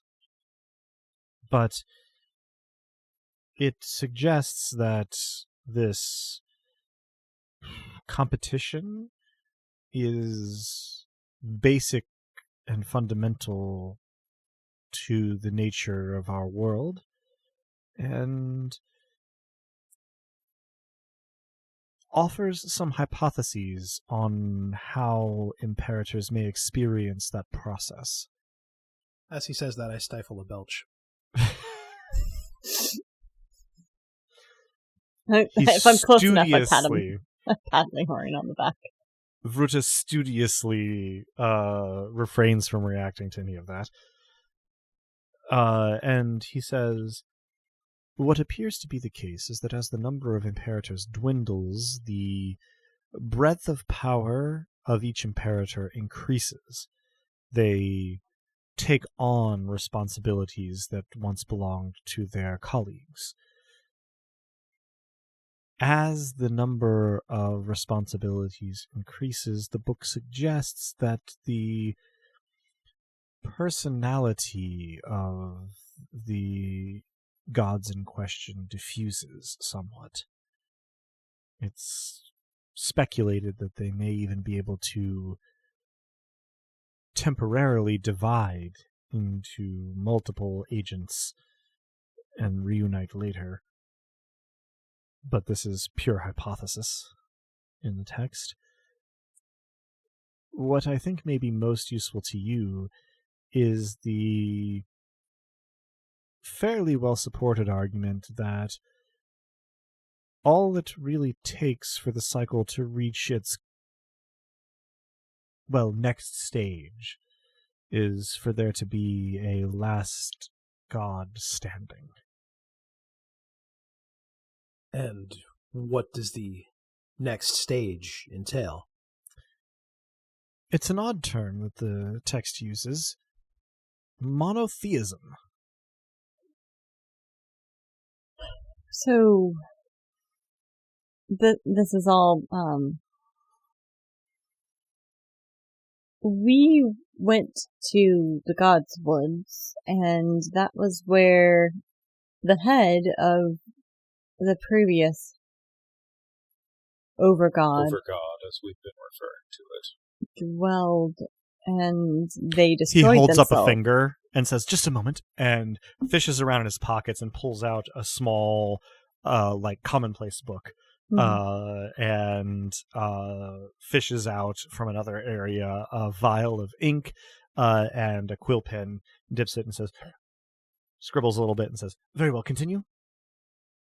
They destroyed themselves and restarted the cycle anew. Does the book suggest any methods of breaking the cycle? Well, not in so many words, no. It suggests, however, that the inevitable end of the cycle is a redistribution of responsibilities among newly created imperators. That the author hypothesizes that the nature of time is cyclical, that there is a move from what it calls monotheism to a more familiar distribution of powers among the gods, and then a slow consolidation of power back into a single god, and then repeat these things coming together, contracting, and then diffusing over the course of millennia. The author, I should hasten to add, does not offer any concrete evidence for this hypothesis, but it is internally consistent. I suppose no mortal lifetime would offer enough perspective. Yeah? The last time there was monotonous theism? Bless you, Drew. The last Overgod. It's unclear whether it was a death that was a suicide, but the redistribution that you speak of was the result of its death. It was a sacrifice, right? And its last thoughts were fury and loneliness. Ruta nods a little bit, and assuming that character was out of question, that question was out of character, Mm-hmm. Robin. Yes, it was a sacrifice of self. Mm-hmm. Okay. And Ruta sort of nods consideringly and says, "No, that is consistent with the author's theories. I wish we knew something more about the biography of the writer, but it's lost in the mist of time." In your esteemed knowledge and familiarity with this text, why would Imperators already familiar with this cycle seek this book? Well, it has some theories about the nature of imperial power that I suppose could be strategically useful, because, you see, gods differ quite a bit one from another, and, well, the author theorizes that the more of what it calls domains a given god controls, the more diffuse that god becomes. Something of a handicap, as even the strongest man overloaded with cargo will become slower and less capable than someone much weaker than he.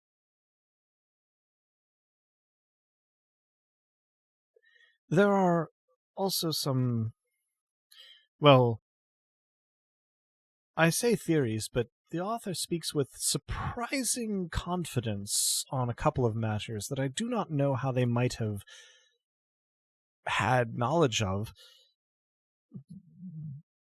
beyond divine revelation. But past a certain point, though the author does not claim to know precisely where the balance tips, it would seem that gods... Well, the word in the translation that I have is digestion. It takes time to incorporate new parts. Or at least so it would seem to the author of this book. This could perhaps, well, the author hypothesizes that it could be a vulnerability of sorts.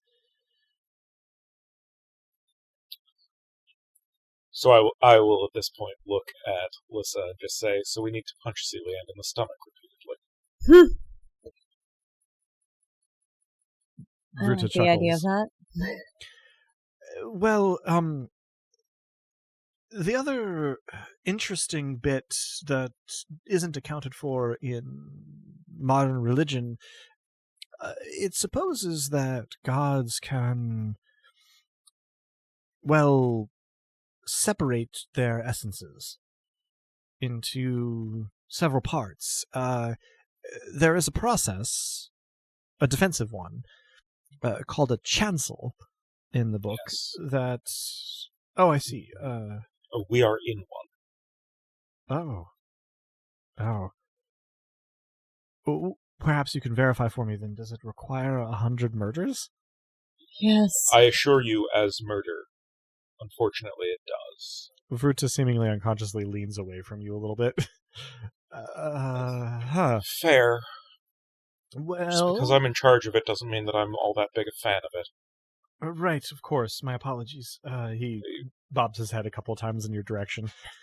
No need to worry. Well, it's all very strange. Yes. Well, so...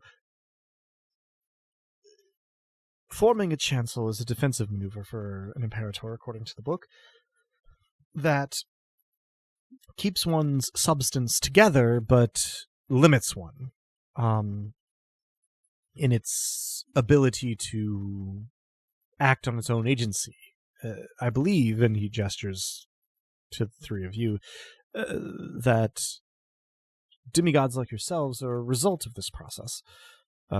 Agents that the god can use in the world while enchanceled. The need for agents, sure. We believe that to be the case as well. Indeed. But if one doesn't create a chancel, it is hypothesized by the author that they can have sort of an emanation from their core essence that can travel the world independently. A sort of, well, pseudo-demigod, I suppose? Something that looks and acts a little bit more like a human. And, well, that having such an emanation could leave the remaining essence of the god in a somewhat vulnerable state. You understand this is all hypothesis on the author's part, but it seemed like tactically valuable information. A remarkable amount of it we can verify. So that which we cannot seems likely to be useful indeed. I'm assuming the book looks normal on the site and does not have another Tortoise. Yeah, it's just wood pulp. Actually, in this case, it's not paper. It's parchment. So yeah, it's animal hide, wood, other animal hide in the sense of leather, ink, and thread. I'm going to do a major divination and ask whose fury wrote this book. Interesting. Okay. Whose fury wrote this book?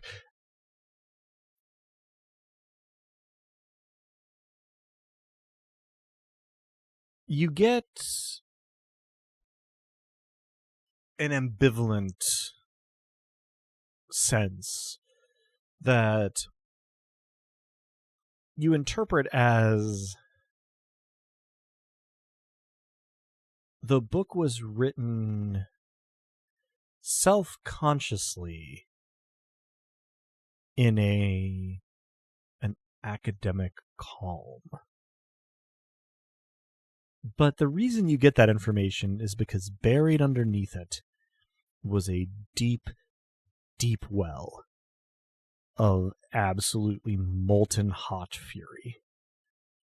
And you get a brief mental image of a man with refined, pale features and what seemed to you to be rather disparate, clashing, and even rudimentary garments. There's cloth, there's fur, there's ornaments made of bone and wood, but no metal that you can see. He seems young, and yet carries a heavy weariness with him. And you become certain that the original version of this book, many, many copies back from the one you're looking at now, was not written in ink, but in blood, though whose or what's you don't know. I relay this information out loud as I see it. Vruta looks taken aback. I will spend the necessary 1 domain point for a greater divination and inquire what within this book can be a murder tool. Interesting. Greater divination, you say? Yes. As you pose this question internally, the cover of the book snaps open on the table, and the pages whisk. And near the end, about 3/4 of the way through, it settles on a page. The handwriting is too ancient and ornate to be immediately legible, even to you, Ramnet. But Vruta leans forward interestedly and says, "Oh, well, this is fascinating. This is the page, well, one of the pages about emanations. The substance of an imperator that emanates part of itself into the mortal world is mostly inert, you see. And if you can locate it, physically or metaphysically, it is, well, vulnerable. It cannot act in mortal perceptions of time on its own until the emanation reunites. The awareness, the consciousness, if you will, travels with the emanation.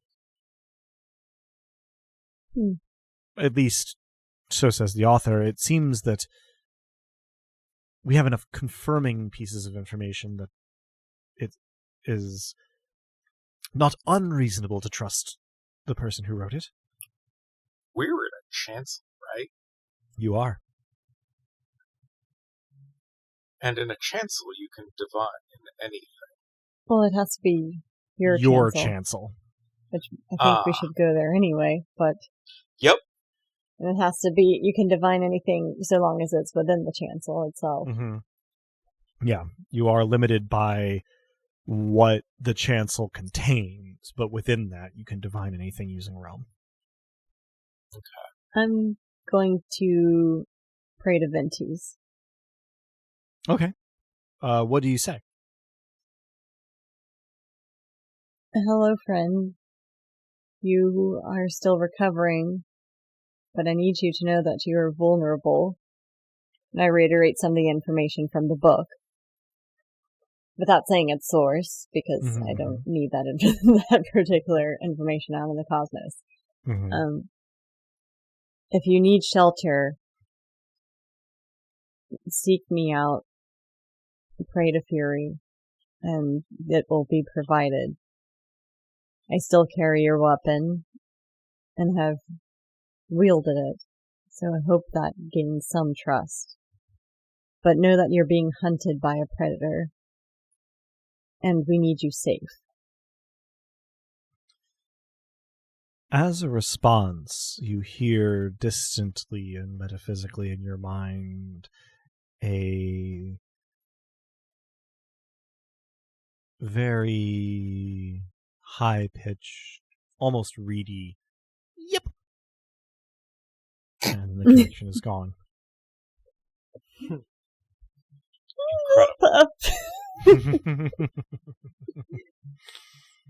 Hopefully Puff understands. Okay.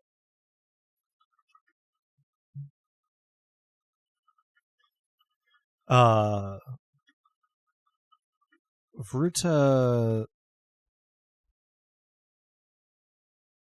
in the meantime, has sort of scanned the page and then gently closes the book and says, I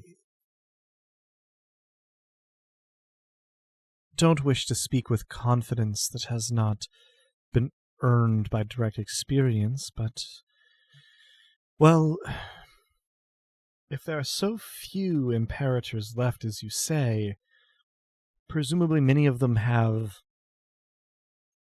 quite a few domains. It seems likely. In that case, it seems safe to say that they would be using emanations to act in the world, and thus leaving the remainder of their substance vulnerable if we could but locate it. Yes. So, I don't rightly know how to do that. But, do you? I'm sure we can find a way. I failed to stifle a belch.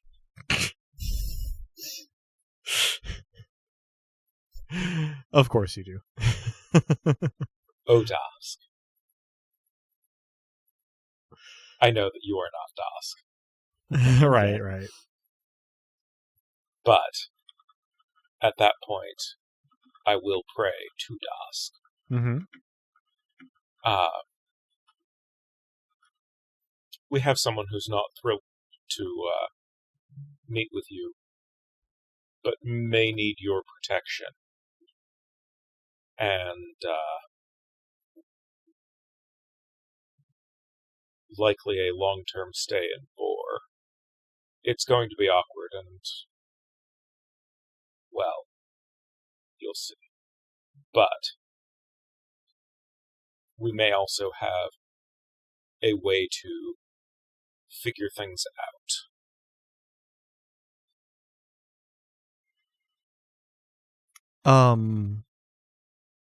The response you get is, don't suppose you could be any more specific than that? We've got a visitor in the book from Confluence. Oh! Connection breaks.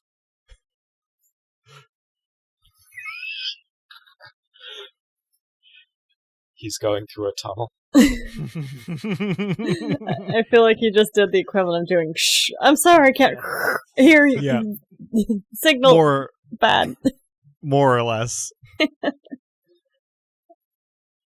I propose we close this chancel and make our way to Bor. Agreed. The darkness, I think, is what was keeping people in. Are we sure they can leave should they wish? And I think they might wish.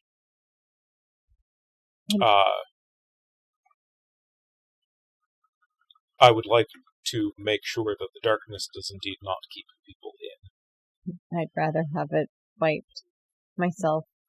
Oh, for sure. That's the next step to our leaving. Well, so yeah, the way to exercise any particular agency over this chancel is to track down those murders from outside of it that you sensed earlier. Exactly. Yeah, there you go. Yeah, a more permanent solution, indeed. Virtus seems particularly nervous at the idea of going to Bor, but has not said anything, just gotten Do you have twitchy. an objection to being in Dusk's care? Not a mature and rational one, no. That seems to be the case on both ends, then. I suppose that is minimally comforting. It's fine. He closes the book and picks it up and holds it in his lap and sort of stares at it a bit. I look at Lissa as though to say, does that constitute consent?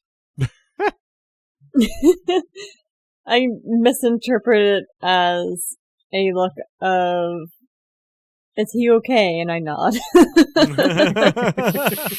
They're not unrelated questions. Sure, yeah. So given that order of operations, I think our first step is for me to take us out of this place. Certainly, you, especially from within, have a relatively easy time leading your party to a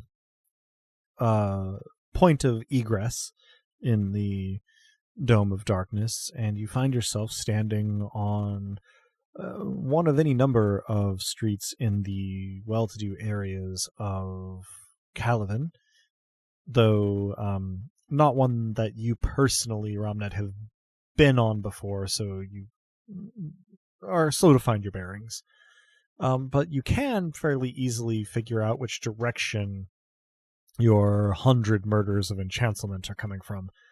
And they're all coming from one place. Indeed, relatively close together. And that's you awkward. Sort of orient yourself in that direction. You're facing down the hill, you think towards the sea. Okay. I will continue to play Bloodhound. Certainly. It is by this point late afternoon in Calavan, and you make your way through somewhat but not overly crowded streets, closer and closer to the Waterside District. As you near the area sort of around the elevated harbor wall and subsequent docks and jetties, you find yourself in the midst of 100 murders, sort of, if you'll allow me a fanciful use of words here, spattered around 3 or 4 blocks approximate to one part of the harbor side. Is there a time frame to the murders? Well, they all seem to have been, well, I suppose relatively is not a useful term here. A significant number of them happened very close to one another, and then the remainder sort of trickle through over the last couple of months, maybe a little bit more. Oops.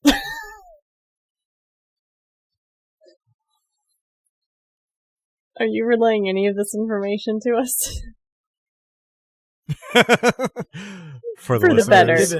Daz is shaking his head. I meanwhile have spotted a little bit of blood on my shirt, and I'm like kind of trying to rub it out with a little bit of spit and just trying The to... only improvement on darkness would have been secrets. Yeah. As previously discussed. Will a lesser destruction of murder suffice for all of these? It will not. You're talking about 100 individual murders spread out over a few months. You're going to need a greater destruction to handle all of them at once. So that's level 8 then? Major destruction is level 8, yes. That is 4 miracle points then. So yeah. Easy come, easy go, my friends. Quite. But I will drop the 4 for it on the assumption that I don't actually need to put penetration behind this, since there's no god remaining to be so enchanted. Indeed not. You feel the miracle successfully take hold, nothing opposing it, and sure enough, you can't hear with your ears so much as feel with your soul as the bubble of darkness behind you and up the hill vanishes. I breathe a sigh of relief. You hear Vruta murmur under his breath, "Remarkable." Well, shall we be going? Vruta clutches the book to his chest and says, "Going. Yes. I suppose we shall." Do you have any embarrassing Dosk stories? Please have embarrassing Dosk stories. I'm afraid that all the stories that embarrass him embarrass me as well. Tragic. But I would not ask you to embarrass yourself. Never. Kind of you. Well, I will never be more ready than I am. He gives a wan smile. I think then we go to Boar. Lie back and think of nothing. Woof. You're welcome, Adam. Woof. Sure enough, in short order, the 4 of you arrive in the windswept plains of Bor, and Vruta looks around and sort of makes a noise and murmurs, "I don't know what I expected."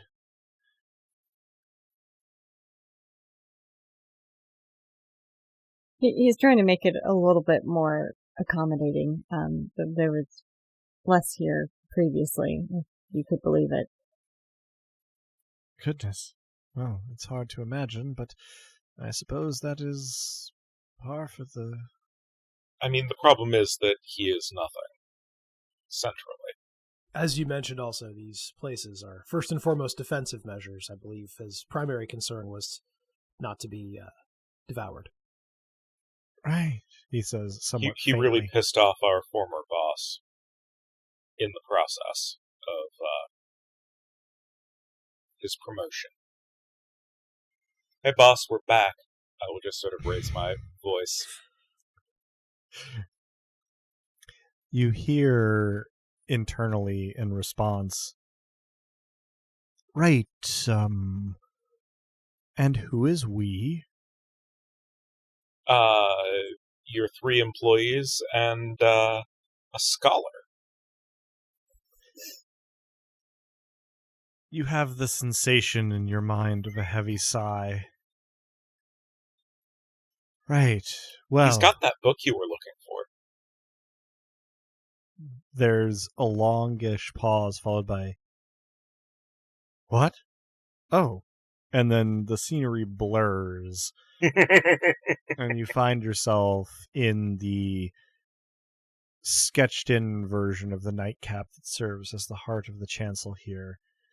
And a rudimentary charcoal scribble of a silhouette of a person leaning back casually in a bar stool against the bar with a glass held in one hand as though it is of no consequence. Adorable. And as you appear and orient yourself, Verto looks around in mild alarm, and Dusk says, well, welcome to the heart of the chancel. It is good to see you. Oh, hello, Verta. What have you got there? Verta, for his part, sort of looks to either side and then up and around and looks at the sketched-in silhouetted figure and says, Dusk? Is that Behold, you? the representation of the god of nothing. Verta looks at you, looks to the other side at Lissa, and holding your gaze, Lissa, he gestures ambiguously with the book, seemingly asking you a question. Lissa, would you roll sense plus empathy, 2 plus a master die for me? Oh, thank you. I had nothing over here. That's going to be 2 10s. 2 10s. Excellent. I couldn't have hoped for better. He seems to be asking you if it would be a huge problem for him to wallop Dosk with the book. I don't know the history here, but I don't think it'll do any damage.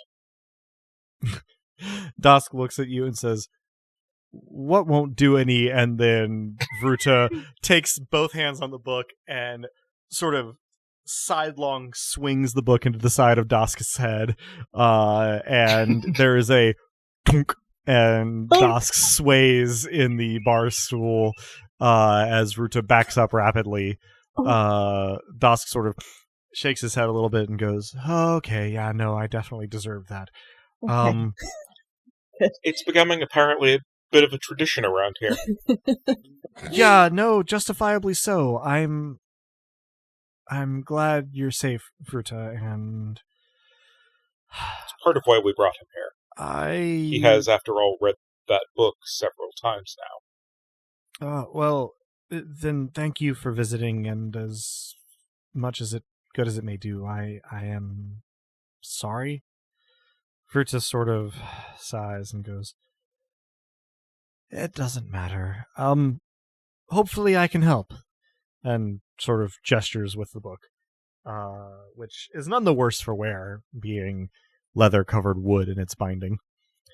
Leather-covered wood that just hit nothing. Mm-hmm. Exactly. And your grammatical torture continues, Drew.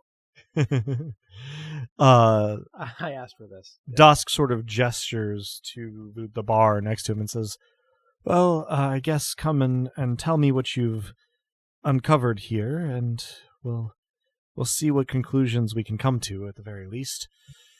Verta sort of nods with a little bit of trepidation and moves up to the bar stool next to Dosk and puts the book on the bar, opening the front cover and sort of waiting expectantly. Presumably something of a summary of the explanations that you all got is to follow. Is there anything? I will point him directly toward the bit about emanations and their vulnerability upon finding them. My domain found this particular passage relevant. I see. No, this makes perfect sense. Trouble is, well, one, Tyrios Caliban became another remnant of our former employer. Ugh. That's toothsomely dealt with, and I think on a permanent basis now. At that, I start aggressively pouring myself a glass of whatever I get my hands on first, swishing it around, spitting it out, and then swigging it whole. I will hold my hand out for a glass as well. And I also pour one for you once I have gargled with... I will gargle, spit into a different vessel, and hand the remains of the glass to Leorian. I examine it for a moment, and then I emanate revelry in a wave around me to the bar just to see what it will do. And I keep staring at the glass. Place, not that much, although the definition of the environment sharpens a bit, and you think you hear a hint of wild music on the air before it fades again. For what it's worth, Lisa, you have no idea what you've grabbed because all the bottles in this place are just quick sketches of bottles. But it burns going down, and that's what matters. I shrug and join the group fully, and but we expended some power doing that, and then I expended some further in the process of undoing yet another motley chancel. Oh, well, I mean, well done. Apparently the Confluence may worship you now, so there's that. Dosk considers for a moment and says, no, that makes more sense than I thought it would. And he looks to Vruta, and Vruta sort of shrugs a shoulder, and Dosk sort of claps him on the shoulder and says, no, for real, though, well done. Thank you. Vruta looks a little uncomfortable and pours himself a glass of something that hopefully will go down well. And turns to Dosk and says, I can only hope that the information that I've found is useful. Principle among them, we can't, of course, allow this competition to result in a last god standing. As that god would then just, ascend. So there's a balancing act to be done here. Dosk sort of nods and says, show me through the book, and we'll see what we can piece together from our experiences and what's contained here, and maybe we can come up with a bit of a strategy. Our hope is to destroy the upward pull that we have been referring to as the throne. Vruta nods slowly and says, it may just be possible. Everything is so symbolic in all of this. But it'll be hard enough, even unopposed. So, whatever opposition you face, I think we should probably try to deal with it first. Or I definitely think necessary. that dealing with Sealand is a necessary precondition for this all, yes. When you say Sealand's name, Vruta's eyes go a little bit unfocused. They stay that way for at least a few moments, so if anybody else was following that up with something, this is a good time. Are you okay? there's a long count of 2, and then Fruta sort of goes, okay, yeah, no, I'm fine.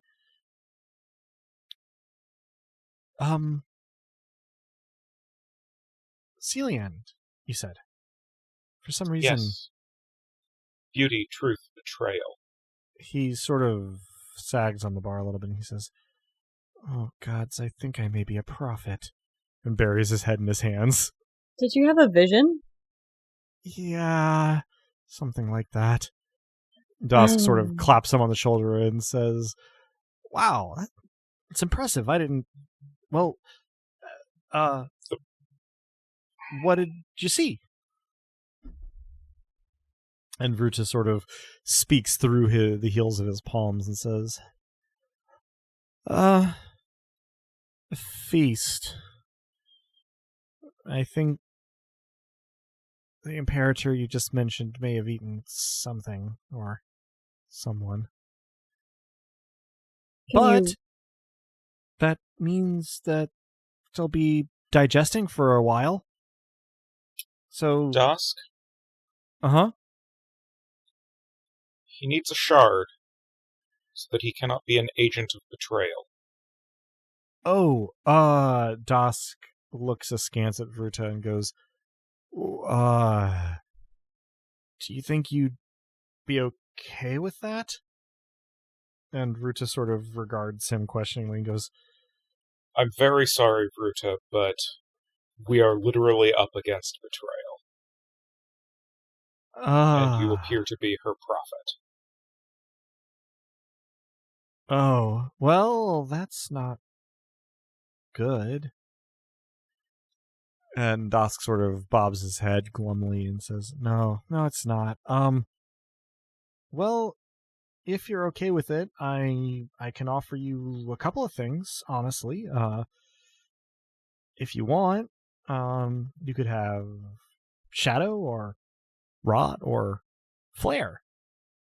And Vruta sort of goes from nodding glumly to cocking his head in confusion and goes, Flare like a bright light or flare like panache? And he sort of points, and Dusk cocks his head and goes, kinda both, I think? And Vruta sort of buries his head in his hands and murmurs, I shouldn't have left the confluence. Dusk sort of awkwardly pats his shoulder. I mean, you could take madness if you prefer it. And I smiled toothfully. No, that's quite all right, thank you. That's okay. Oh. Would be a little bit fitting if you took Shadow, given that I already have Darkness. Mm-hmm. Well, by the way, we've each got new. You ate. Speaking of, could you describe? Did you see what she was eating, or who? Could you give us a solid description? Oh, well, or conceptual. It seemed kind of abstract or symbolic, but she seemed to be taking a bite out of the moon. Oh, Sirtha may be down. Oh, okay. Honestly, if I guess I get a choice, and Das goes, no, you don't have to do anything. Vruta waves his hand and says, no, I don't want to be a patsy. I suppose I'd go for Flare, if I had to take one. And Dusk sort of holds out a hand and says, well, the process is at least a little bit involved in some cases, so will you retire to a little bit of privacy with me? And Vruta sort of gives a rueful smile and says, welcome to the familia. He bobs his head in Ronet's direction and says, I suppose it's better to be here than on the sidelines, and pats a hand on the book and says, I'm going to leave it here for you to peruse. Just take care of it. And follows Dusk out of the room.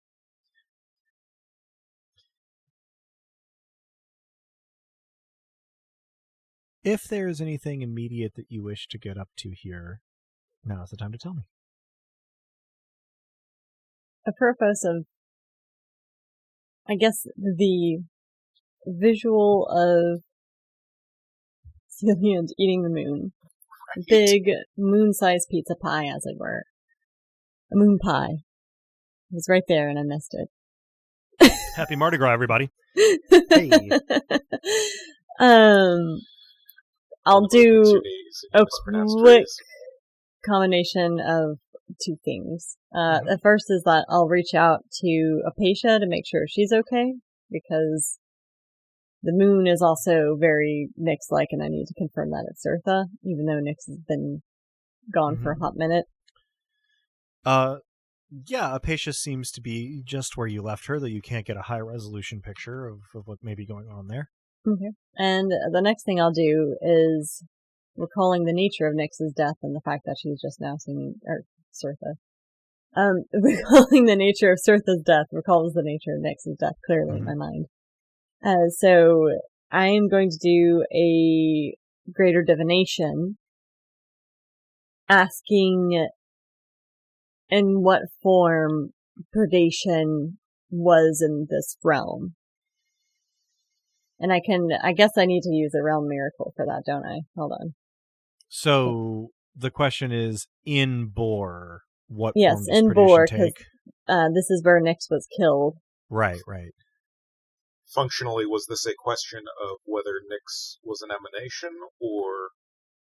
I mean, that wouldn't be a bad question to ask. I was trying to find out more about the imperator or presumed power of predation, since it had to have been here. So, asking this question, you get a picture that you instinctually understand as symbolic, metaphorical, of Celiand with predatory canines and somewhat feline claws in place of her hands. But it's not hard to notice that the teeth and the claws are all visually similar to the appearance of Bloodstone and wreathed in power. Now, to be clear, you saw no such things physically when Celiand interacted with Nyx in Boar. You are getting information about the underlying nature of that interaction. Okay. I relay that information or that visual to everyone else. And it seems that Celiand herself might be in charge, have control over it. I don't think she's entrusted it to a Nobilis based on that. Are you still part of... You're still in charge of the Forge, yes, no? No. I can't... Okay, the Forge... I couldn't remember whether it had been gotten back. This is out of character, to be clear. I can ask the hilt. I hold it up as I say that. It may be worth knowing what it is. Well, Bloodstone. A murder weapon of the gods. Sure, but I recall also it being referred to as the body. So then, whose? The Tohil's former. No, not Tohil's. Was it Tohil or Thralda? The material in the case of the Bloodstone that you first encountered was the body of Zalaban, the Imperator of the depths of the earth, of stone, of metal, and of perseverance, who was once Tohil's Imperator. Okay, it was Tohil. So, that's right. The phrasing of that further begs my next question, namely, is all Bloodstone of Zalaban? Or is Bloodstone just the body of gods? Go for it. I have neither the relevant domains nor the realm miracle points to throw at that one. Also, I didn't screw up on mine. Did that require any points? That was a major divination? Yeah. Believe that is covered by your domain. Yeah, major divinations are level 5, so okay. You do not require any points there. Sweet. At about this point, the door out of the common room swings back open, and Dosk walks back in, followed relatively closely by a somewhat shaky-looking Vruta, who nevertheless now has the spiritual sense of a Nobilis, albeit a fledgling one, about him, and just seems brighter even in his physical form. He gives you a little bit of a wan smile and says, "Well, hello again, brothers and sister." And welcome. Dosk takes a seat heavily at the bar and throws back an entire lowball of something from one of those bottles. Just because I'm a little bit of a dick sometimes. Do you have any other exes that you're going to have join the family? By way of response, Dusk refills his glass and drains it again.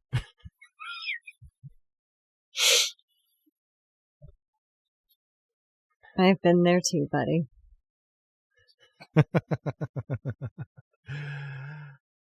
And I mean, at least you weren't giving one of your exes. Well, at least one of your exes didn't mistakenly think that you were giving them orders to save them. True. I should say, for my part, I look about how you'd expect someone to look if he's continuing to meet more of his god's exes.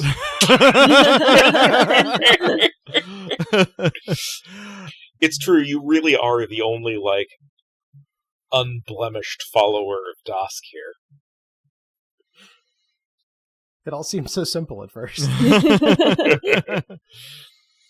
Vruta, for his part, walks back over to where the book is laying on the bar and sort of puts a hand fondly on it, and then looks back at the group of his familia Caelestis and says, "Well, I suppose that it stands to reason our next task is to isolate Celian's emanation from the rest of her being and, well, see what we can do with the vulnerable gestalt that's left over. I don't imagine it'll be easy, but from everything I've read, we should be able to take the initiative here. As Dosk has indicated to me, she's added quite a bit to her portfolio recently. She should be somewhat torporous. So, if you'll join me for a drink, perhaps we can begin planning this." And he sits heavily down in the seat, and though it is not a customarily contentious point, this session is at about the point where we usually wind them down, so unless there is anything you want to get in right under the wire, that may be where we end. It's fine to end on not a cliffhanger every now and then. Oh, certainly, yes. This is just neither a cliffhanger nor a particularly sort of final beat. Mm-hmm. It is somewhere in between. Suddenly added a new member to the familia. Yep. Yeah. That's certainly not nothing. And there is, I dare say, a gathering storm continuing to gather in Storm. Yes. So, yeah. Yes. And hopefully Storm will be on our side in that gathering. Fingers crossed. Especially one Storm in particular that is still shipping. Well, in that case, that concludes this session of Dice Punks. Thanks for joining us. I hope our players and listeners enjoyed it as much as I did, and that you'll join us again next time. If you're hearing us now, you probably know where to listen to this, but we can be found almost any place one can listen to podcasts, as well as on the wider web at dicepunks.com, and on Twitter, for now, as at Dicepunks. We're also in the process of setting up a page on Co-Host, if, you can be tempted to a less problematic social media platform. But with that, I think we're ready to say farewell. So say goodbye to the kind folks at home, players. Thanks for listening. And yeah, do check out Co-Host if that sounds like your thing. Hopefully it'll devour the heart of Twitter at some point in the near future. It'd be great. Thanks for listening, everyone. You don't always have to be the life of the party. Sometimes you can be the death of it. Thanks for listening, folks. And when you do add new things to your portfolios, remember to clean up after yourself. Excellent. And as the poet once said, I've disowned the darkness and that deadly dance. I've had enough but can't wake up. Please, one last chance.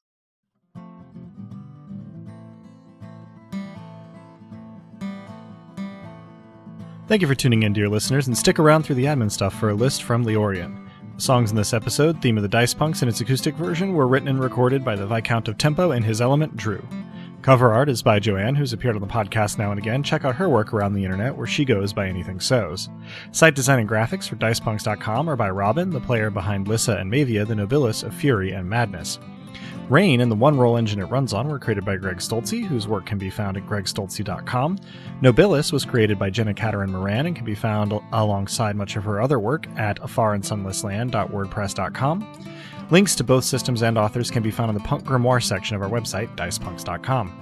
Thanks so much for listening. If you liked what you heard, that's reward enough on its own, but if you're so inclined, you can help us out by rating and reviewing us wherever you listen to us, telling your friends who you think would like us to give us a listen, and even by heading over to our Patreon at patreon.com/dicepunks. We have fun rewards available to backers, including a patron-only Discord and access to the Dice Peaks After Show for episodes 1 and following. Regardless, we hope you'll tune in again, and until then, remember, subtlety is for cowards.